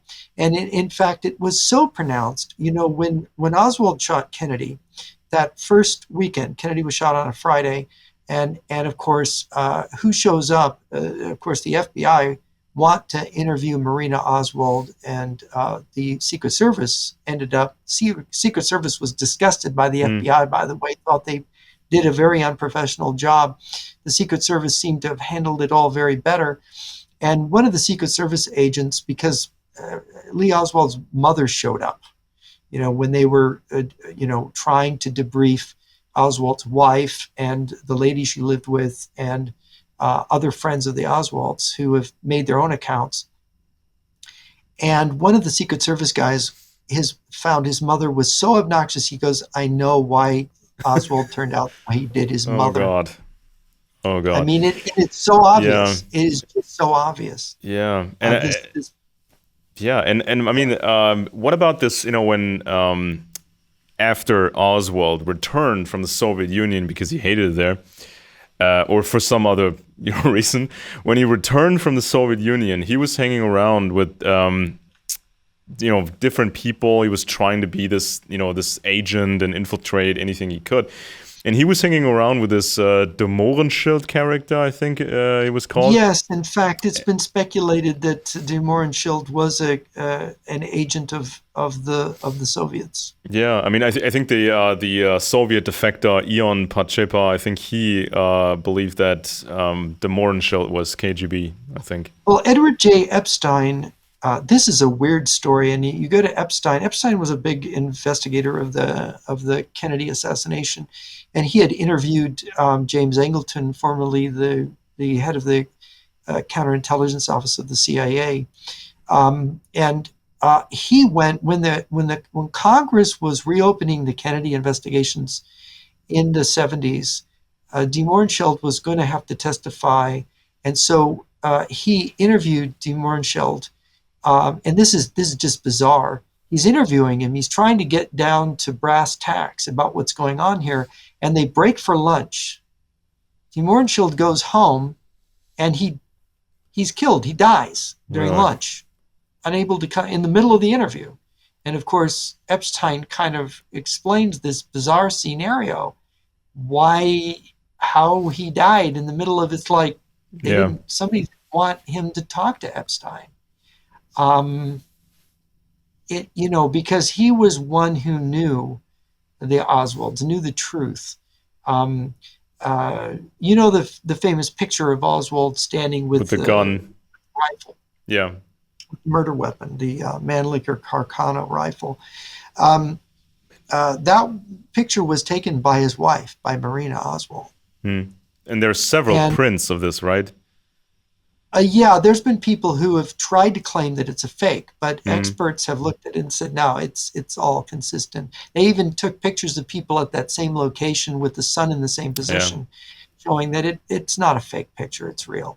And initially his wife lied about it because she was afraid of being implicated, but she eventually came clean.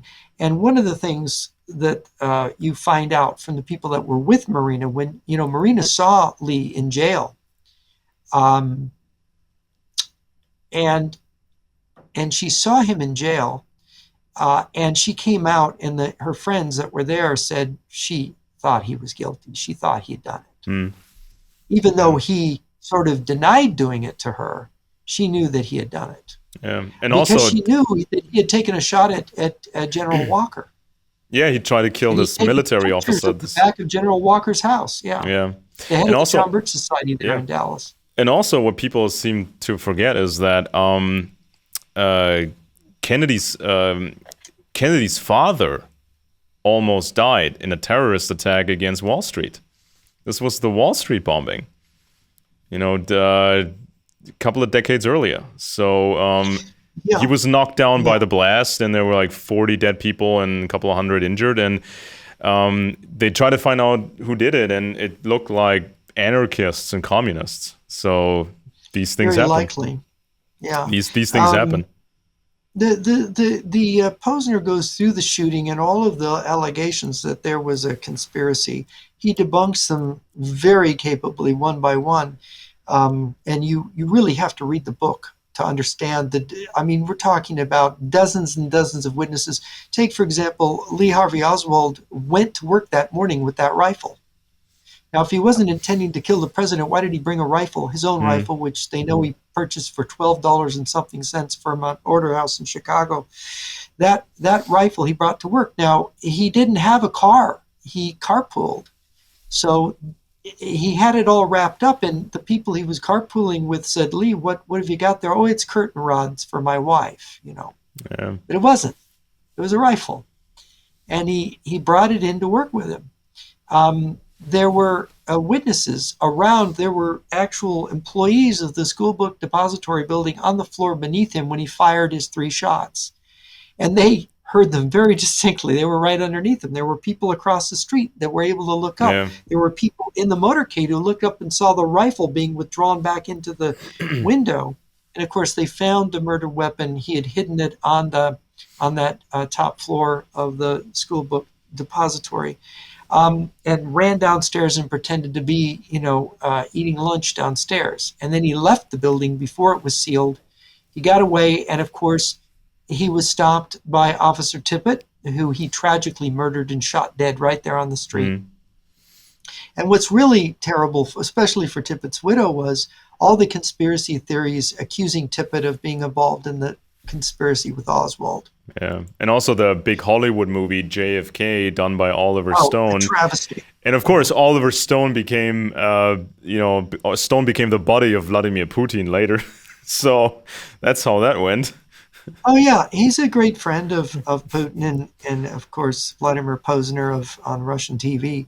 But if you look at Oswald's behavior after he shoots Tippit, he runs into a theater that somebody across the street, I think it was in a business across the street, saw him run in without paying, and had heard the sirens because of the shooting of Tippit.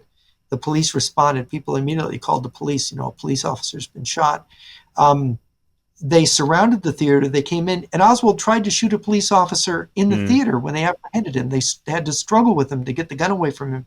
So this is not the behavior of an innocent man, of someone who's being framed for a crime. Yeah. This is the behavior of a criminal. Yeah. And he was tested in the military, I think, earlier in his career as a young man. He was tested with an IQ of about 100, so he wasn't smart enough to look through the communist, baloney, but he had this sense of initiative. He tried to be very busy, and he was always aggressive. Yeah, he was taking the initiative, and I think that's why he was he was recruited ultimately, because he showed the initiative, but he wasn't too smart. He wasn't too smart. Yeah. Well, there's a German documentary about Oswald's trip to Mexico City. I don't know if you're familiar with it. I had it linked on my site. It's extremely well done, and it shows that Oswald had met with Cuban officials, intelligence officials in Mexico for his City. escape route. Was it for his escape route? It was probably his instructions to do the assassination, because Castro had discovered a friend of his a friend of Castro's was recruited by the CIA, a Brazilian, to assassinate Castro. And this guy was actually interviewed in that German documentary. Fascinatingly, he was living in Spain at the time, but CIA had stupidly hired him to shoot Castro with a rifle with a telescopic sight. Sound familiar? And of course, he immediately told Castro, and Castro went to the Brazilian embassy, and he said, "Hey, you Colombian, come here." There was a Colombian AP journalist there that he knew, and he said, "I want you to write this down. I want you to report this. I know the Kennedy brothers want to kill me." And he basically said, "It's a two-way street, so I can kill them too." Right. And it was, imagine you're the communist president of Cuba, and the Kennedy brothers have signed off, and we know it's a fact. They signed off on assassinating Castro. And so you know that the Kennedys have sent assassins to kill you. What's your only chance to survive? You have to kill them first. Really, that's just the bottom line. Yeah, and also the Soviets could always find people, different people to recruit. So, for example, wasn't Sirhan a Palestinian? If I remember correctly, he was a communist. Yeah, in fact, in his diaries that they found in his residence were like, I want to be a good communist. How can I be a good communist? Kind of thing. He was trained by the PLO. PLO is basically an extension of the KGB, the Palestinian Communist Party. Yeah, and the KGB trained. I mean, Yasser Arafat was trained in the Soviet Union. He had close liaison as Ian Pachepa with the Romanians, who had kind of, Arafat wasn't even Palestinian. He was actually born in Egypt, but he pretended to be a Palestinian. And the Romanians sort of had Egypt under as their assigned area to cooperate with. So Pachepa talks about Arafat's homosexuality and how the Romanian Secret Service taped his sex sessions with his bodyguards, where he would play lion and lamb with them. It's very typical of the communists to rely on homosexuals. I think we've discussed this before, and to rely on aberrant personalities for their operations.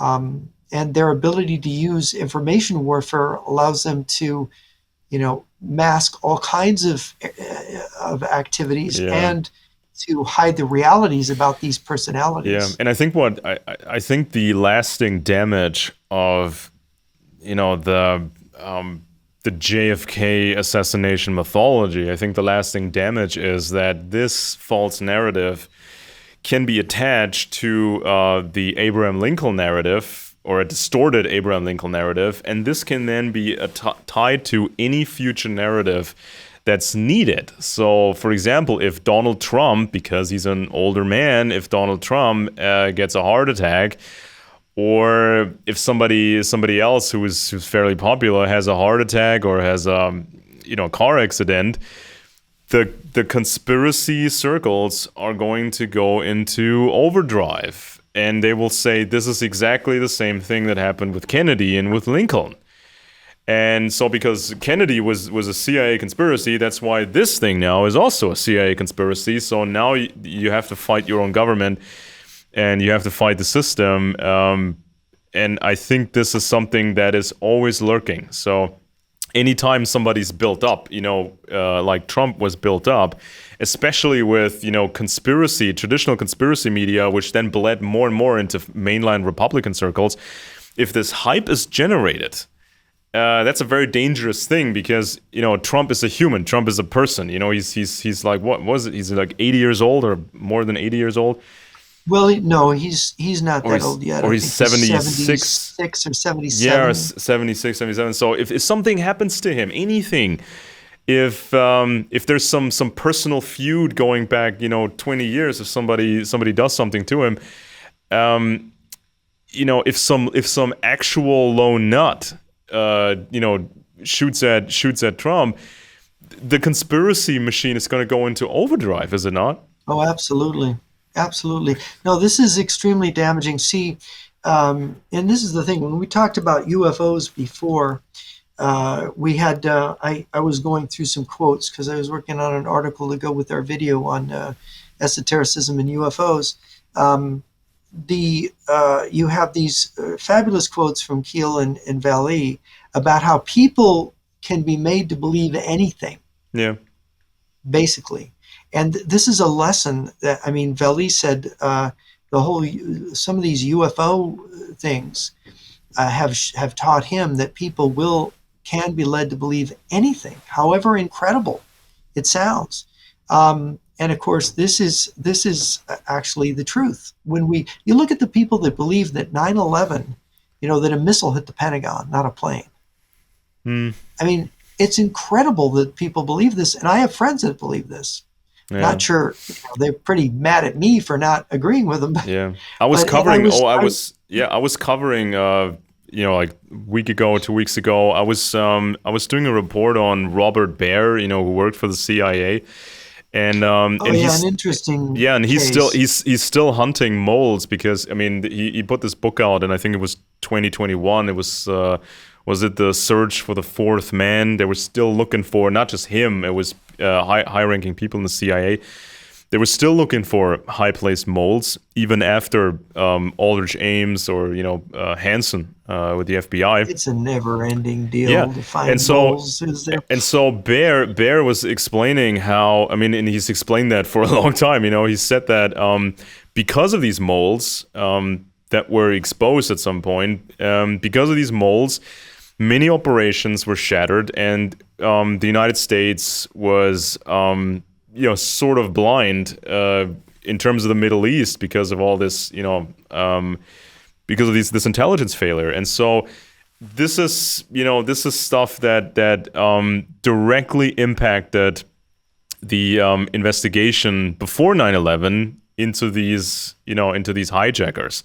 When they were going to American flight schools, they wanted to learn how to fly a commercial airplane. They were not interested in starting a plane, landing a plane. This was picked up by the FBI, and we know exactly what special agents reported this to the higher-ups, and they stuffed it into a pile of 3,000 other leads, and they assigned 2 people to handle that pile of leads. And so... Yeah, imagine 3 people handling 3,000 documents. I mean, this is the problem. It's the needle in a haystack problem. You've got so much chaff, you've got so much hay, and you've got a needle in that haystack. And they just simply, the problem is knowing what's important, knowing what's significant and not. That's the big intelligence problem, because you can generate activity, you can generate this chaff. And a lot of diversionary operations exist for that purpose.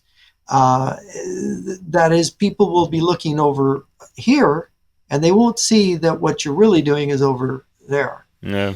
And this is just a classic problem. Yeah. It's like, and if you did have these undiscovered moles still, and they ruined an investigation, call it what you want. Some people, they go crazy with this term inside job because they mean, well, the CIA did it. But if you have Soviet moles or if you have Russian moles still, and they sabotage investigations, yeah, you could say that's inside help for these terrorists. So call it what you want. It's interesting to see that people in traditional conspiracy circles, they even hate each other when they don't agree, because some people said, this was a let it happen on purpose scenario. Somebody was, fudging the investigation before 9/11, letting it happen. Then so other conspiracy buffs say, no, if you believe that and we hate you, then you're not a truther.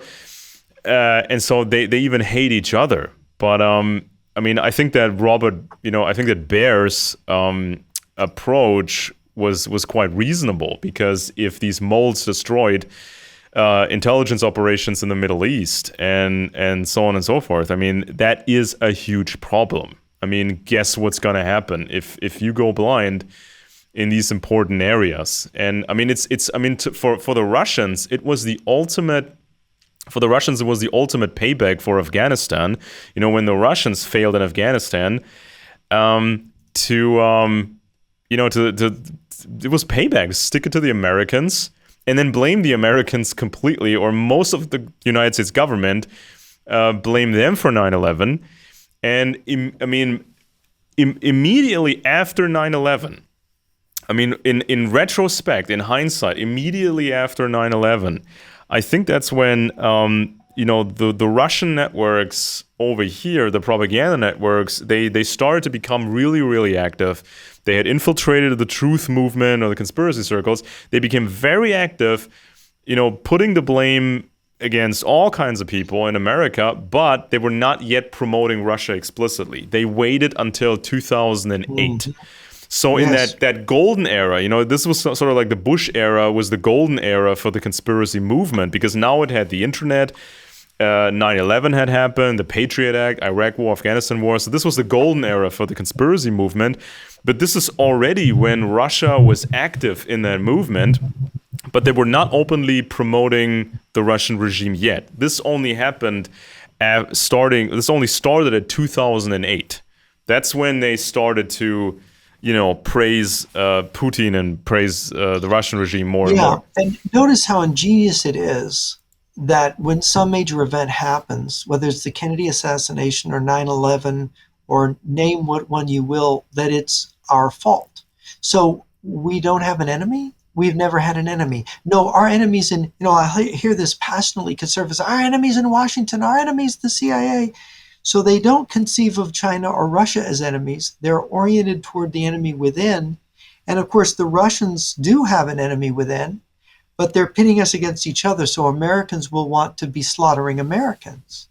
Yeah. Which takes us to Igor Panarin, the KGB colonel who taught at their KGB academy, who was assigned at the end of the Cold War, towards the end of the Cold War, this thing of studying a future civil war in America. And actually creating scenarios for it and discussing how it would happen. Panarin, people can look him up, but Panarin is saying, Americans are being divided. Americans are going, and he has given presentations as recently as like a little more than a decade ago. It is almost, they're actually creating the conditions for Panarin's scenario. Essentially, and I think he is really kind of giving away their blueprint. Yeah, because it's almost like a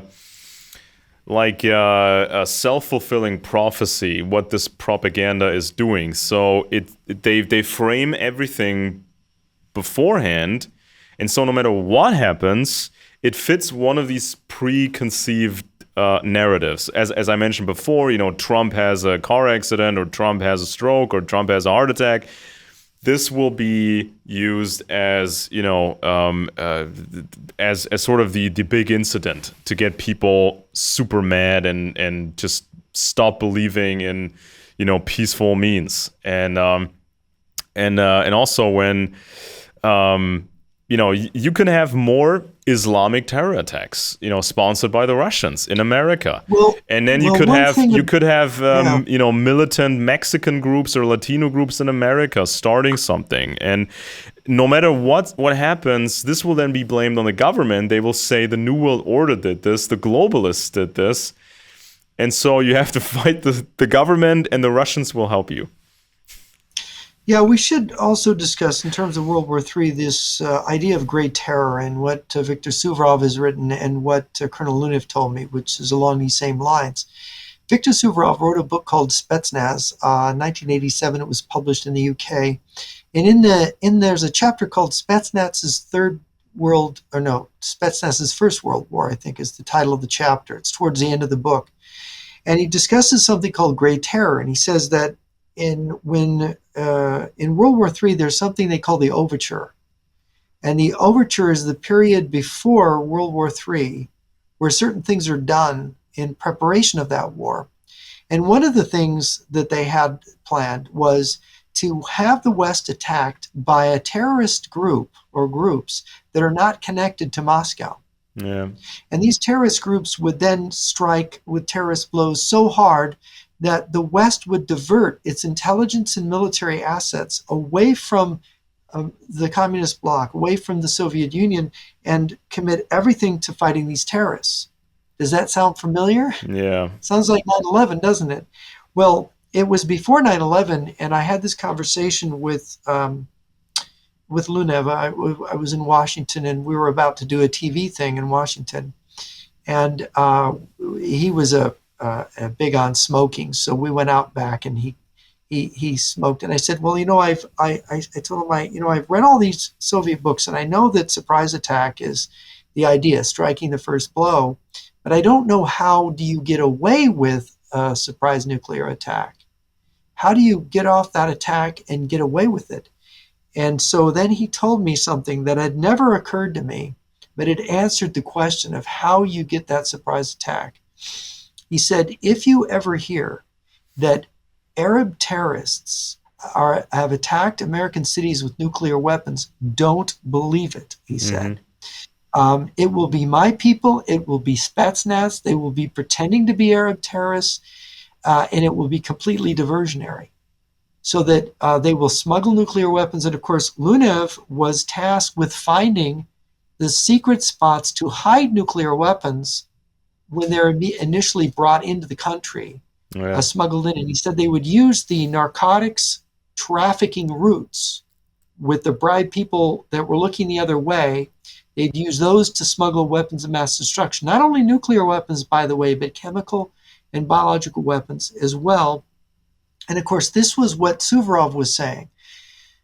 And I said to him, I said, well, what would follow this diversionary nuclear strikes against certain cities? And he said, then some weeks or months later, the nuclear missiles from Russia would come. Why such a long wait? It's because that's how long it would take for our society to go into chaos. For example, if you hit cities with nuclear bombs, people will flee the cities and the economy would cease to function. And everybody deals with that crisis. Right. And if the economy collapses, what happens to the men manning the missile silos, the guys in the submarines?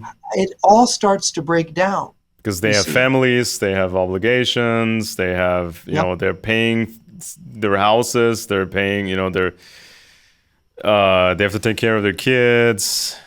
Oh boy, that's something. Yeah, and this came as a kind of a revelation to me that kind of filled in some of the blanks of how this worked. And then of course, when you watched 9/11, one of the things Suvorov said. Now we have talked about corruption. We've talked about how many people have been blackmailed or have taken money from and of course there's the red cocaine operation, which Joseph D. Douglas Jr. wrote the book Red Cocaine in the late 80s. There's massive corruption through the criminal communist networks in the West. What the communists plan to do, according to Suvorov, is release all the dirt that they have accumulated on Western military people, politicians, celebrities, everybody. All the dirt they have in their files would release all at once into the public sphere. Now, the purpose of this release would to be completely to convince the people in Germany, America, France, Britain, to convince us that our leaders were scum and that we can't possibly trust them. And they would do this release on the eve of war. So this is definite. If this release happens and you see it in real time, you'll know the nukes are coming. Get to your basement, get to your basements. Because it's coming within a period of days or weeks after these release, because that's part of the unleashing of chaos and the unleashing of dissatisfaction and the causing of the people to turn against their own governments. Yeah, and we talked about molds before, but we haven't really talked about the future role of high-placed moles and traitors, the relationship to a nuclear war. I mean, if we judge by these previous moles, Robert Hansen, Aldrich Ames, Kim Philby, I mean, this was some significant stuff because was it Hansen or was it somebody else who gave all these Navy secrets away? submarine secrets. Oh no, that would be Souther. Uh, what was his name? John Michael Souther. I'm maybe getting the first name. They were, He was one of the most damaging. He was the most damaging nuclear war-related spy. He'd been a naval enlisted man who was in naval intelligence. He worked in Italy when he was in the military, and his wife thought he was having an affair. Of course, he had all these communist books. He was an ideological communist, and his wife divorced him, thinking he was having an affair. And his wife then later thought, wait a minute, he's a spy. He wasn't having an affair. So she reported him to the Office of Naval Intelligence. They came out and he said, look, my husband, he was fascinated by Lenin and by Marx, and he's in naval intelligence. And look at these books that he had that he left behind when I divorced him. I realized I thought he was having an affair. I divorced him, but he's really having these clandestine meetings, I think, with the KGB. And you know what the Office of Naval Intelligence wrote? Disgruntled ex-wife. Oh no. Yes, they did. So Souther became a civilian contractor for the Navy's nuclear war sort of planning center, where all of the deployments of our ballistic missile submarines and carriers and all of our ships and the nuclear command ship for the nuclear war for the U.S. Navy, all their positions and the maneuvers and the plans, he leaked it. He gave it to the Soviets. Oh, God. And I think it was in 1985, he felt that he was going to be caught, and he fled to the Soviet Union, where I think they gave him the rank of colonel in the KGB, but he committed suicide. I forget what year that was, if it was in the late 80s. But no, it was Glenn Michael Souther was his name. And he was, it was just, and in fact, some of the top American admirals at the time said that Souther's treason had war-winning implications. Shifted the balance of power. Yeah. They would have won a nuclear war with that information, is basically what U.S. admirals said later about it. And there's a book on this called Merchants of Treason, by the way, if people want to read about how many enlisted men and officers, and I mean, it goes into the hundreds in the U.S. military, betrayed us to the communists during the Cold War. Yeah, and we talked about several of these famous traitors. We also talked about Lord Louis Mountbatten, which was sort of a special case because books like War of the Windsors, they mostly that book focuses on him for the most part. Lord Louis Mountbatten had communist contacts. He had contacts with the Soviet Ministry of Defense, and the Brits were getting suspicious of him. The French were suspicious of him. The FBI was suspicious of him, and he was a special case because of his standing, his position. He could always claim, and this is a very dangerous common excuse, he could always claim to entertain his own channels of communication, just to have people to talk to in order to lower the risk of a world war. Now, what do you think about people? Because many people have used this excuse. They were saying they had their own channels of communication to the Soviets, off the books, off the record, and those channels were to lower the risk of a world war. Well, this is very dangerous, and of course, this goes back to George Marshall, who was the chief of the American General Staff during World War II. Very infamously, there's a book. It's a biography written by a journalist of Livanov, who had been the Soviet foreign minister before Molotov, just before Stalin aligned with Hitler. And Livanov was designated to be the ambassador to the United States in 1941, right before Pearl Harbor. And this book has a fascinating story of how Livanov flew from the Soviet Union to India, to Singapore, to the Philippines, to Hawaii, and this is just a week before Pearl Harbor, or days before Pearl Harbor was attacked, and where he talked to all the British military officials in India, which was part of the war, of course, against Japan, talked to the British officials in Singapore, sat at the dinner table with General MacArthur in the Philippines, went to a party with Admiral Short, or General Short, and Admiral Kimmel, the commanders at Pearl Harbor, and then flew on to the United States and landed on the morning of December 7th at Washington, D.C., and was greeted by General George Marshall and Admiral King. And why is this significant? Because that morning, when Marshall was meeting with Livanov, the top Soviet official then in the United States just arriving, he lied. Marshall lied to Congress, and he lied to his subordinates. He said he was out horseback riding, which he certainly was not. He was actually meeting with the Soviet ambassador that morning of Pearl Harbor. Oops. And of course, then when he got back, when they had the intelligence showing that Japan was about to attack the United States within hours, because they had broken the diplomatic cipher of the Japanese, and they had seen that on Saturday that they were told to destroy their cipher machines and to prepare to clear out the embassy, which meant that war was coming. And it was 1 o'clock Washington time, which was 7:30 at that time Hawaii time, which was just as the sun was coming up in Hawaii, right when the carrier planes would reach it. And they were starting to put two and two together, and this intelligence officer had gone looking for General Marshall. We have to warn General Short, the commander of the Army Air Forces and troops in Hawaii, and Admiral Kimmel, the commander of the U.S. Pacific Fleet. We have to warn them.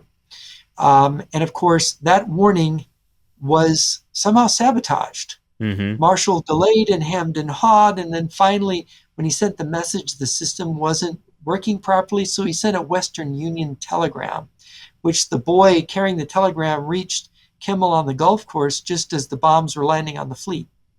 Oh boy. It's a funny story. And why did Marshall then lie to Congress about and didn't admit he was with the Soviet ambassador that morning? And he lied to Congress a second time at the end of the war. When the war ended in December 1945, he was called to testify again, and they had learned that he was not horseback riding. And he said, "Oh, I misremembered. I was with my wife that morning." He wouldn't even admit it then. Oh boy. So there's been these connections between certain American officials and high-level generals. I mean, Milley admitted that he had this back channel to the Chinese recently when Trump was president, so he could prevent a nuclear war, right? Because the madman Trump. Yeah. So this is not from George Marshall to General Milley. We get the same problem. Yeah, yeah. And it's always, every time somebody gets caught, we had this agent in this German agent at some point. He was recruited as a student at a university, recruited by Soviet intelligence, and they encouraged him to seek any job with NATO, basically. And so he got his degree, he got his NATO job, and then he gave the Eastern Bloc, I think, the whole defense playbook of Western Germany in the Cold War. So basically the whole thing. And when he was exposed, he said what basically every caught spy says. He says that he did it to balance out, the power, balance out the power between the East and the West, because he thought the Americans were ahead. And if one side is ahead, that's dangerous, that leads to World War. Wouldn't it be better if it's more in balance, in an equilibrium? And so he tried to, create or help this equilibrium. And so his actions were supposed to prevent war, not encourage it. And he was leaking the defense plan of Western Germany. The U.S. had decisive advantages over the Soviet Union. And as the Eisenhower study during the Korean War showed, that we could have defeated the Soviet Union at any time in there. It would have been a terrible sacrifice, but we could have. So there was an imbalance. We've been way ahead of Russia, and you can see the problems with their army now. But the thing that is that we're always disinformed. We're always filled with communist sympathizers or sympathizers with Russia and China. We've got businessmen who are bought off. Let's make a deal with these people. We can do business with these people. Basically, the Russians have, and the Chinese, the communists have weakened us by other means. Mm. And now the imbalance is the other way, and we'll see how much mercy there is. The West just simply tires of this game. We just want to live our lives. We just want to have our supermarkets and our shopping malls and our way of life. We don't really want to fight a nuclear war. This isn't the case with China and Russia, as we see from the Secret Speech of Chiao Chen and all of these Soviet military textbooks. I mean, these Soviet leaders have said for years that nuclear war or future war with America is inevitable. The Chinese leaders say the same thing. Now, what they say to cover themselves is, well, maybe there's a way to not make it inevitable because the imperialists, they're going to inevitably start World War III because that's their nature. But this is all pure projection. They know perfectly well they're getting ready for it. They'd like to think that they can make us surrender or give up without a fight, but they know it's got to be a fight. I mean, He said so. I see different levels, different tiers of anti-communism, right? So the most baseline level, the most baseline tier is, for example, when you point at overt leftists, communists, right? They're out in the open, and you point out what they're saying, you comment on what they're doing, and you talk about that. So this is sort of the easiest anti-communism that you can do. And I think that many people are stuck in this very simple first level of anti-communism because it is very simple. You're right. Because what happens when communists pose as something else? If you only know the baseline anti-communism, you will fail if they use more advanced techniques. So, well, there's a joke about a Southern senator who was. They were discussing this other senator's position, and they said, well, the senator so-and-so is an anti-communist, and this Southern senator said, I don't care what kind of communist he is. But it is, there are communists who pose as anti-communists. I believe that's happening right now. Yeah. I believe it's happened over the last 70 years. Yeah, and isn't it noteworthy? Isn't it because it's easy for, let's say, Russian intelligence it's easy for them to do baseline anti-communism here, gain credibility, and then they can, use that for whatever operation. And I think what they're using it for, among other things, is they're using it to keep people away from more advanced forms of anti-communism. Because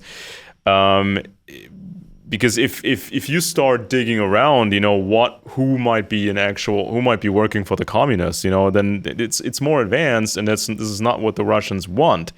So I see quite a bit of very simplistic anti-communism around, but you're not gonna win much, on that level. I mean, of course, it's necessary to point out the overt socialism, communism everywhere, but if you're stuck on that level, you're going to lose. Yeah, did you say you had to leave at a certain time? Yes, I am actually running out of time, unfortunately. But we can pick, over the next week, we can pick the topic for next weekend. And also people can always leave a comment under this video and say what topic they would they want to hear about the most. Mm-hmm. So because we have so many topics, we have so many interesting, fascinating cases that we can pick and choose from. Just write in the comments down below what topic you want us to get into, or a certain organization or a certain person or whatever. Because of course I can always add a European perspective. I can always add some stuff that that is less known in America and whatnot.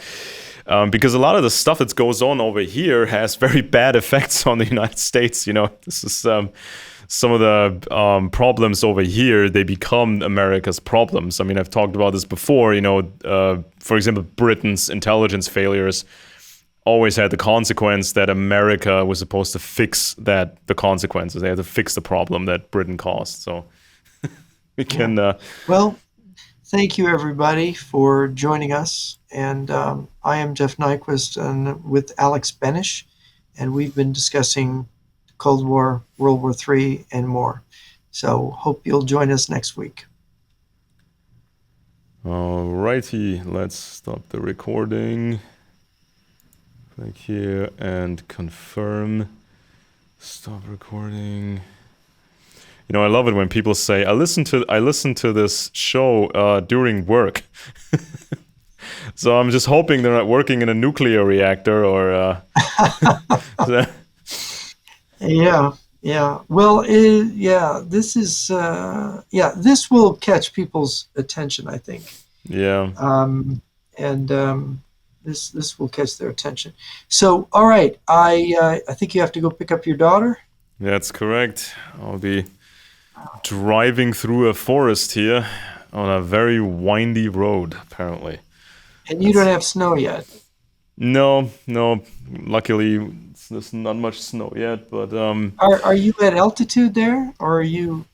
Yeah, a bit of altitude. I mean, it's south, so we get a lot of snow. Yeah. But We get a lot here too. We got lake effect. In north. I used to drive a Ford Explorer, and I love this car. And had this. I put on these very rough tires. You know, they had a lot of.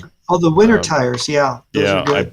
I bought Canada's favorite winter tire. What they called it. Mm-hmm. It's called the Bridgestone Blizzard. Yeah, I love that car, and first opportunity I get, I'm gonna buy myself another American SUV that's really heavy and really good in the snow. I drive an Xterra 4-wheel drive. Yeah, They don't make them anymore, but that's a fabulous car. It's just amazing. I need something with a third row, so it's gonna be something like a Ford Expedition or something like that. You know. How many kids do you have? It's 2 kids, but there's always more people to drive around and you got your kids' stuff. friends hanging out too. Yeah, and stuff. Because the average German car has 4.5 seats. So the rear bench is not 3 full wide seats. It's 2.5 seats. Oh. So yeah. All the nice big American cars you can fit. I could fit 3 people in the back of my. Of course, the Xterra is a pretty nice car. Exactly. So it's pretty nice. But yeah, it's a big, it's a wide car. But the American SUV, the Tahoe, have you ever seen that one? Yeah, some people drive. I've seen Tahoe in person, but I would go for the Suburban. It's like a mobile living room. Yeah, it's huge. But if you want the third row, it's got to be the Suburban, right? It's got to be the bigger one. Yeah, that's true. Model. That's true. All right. I'll keep an eye on my Skype, so you can just toss me any idea about next week's episode, or we can just do a part two of this, whatever. It's just anything is really interesting. Okay, and we'll watch to see what pops up. Okay, all right. Take care.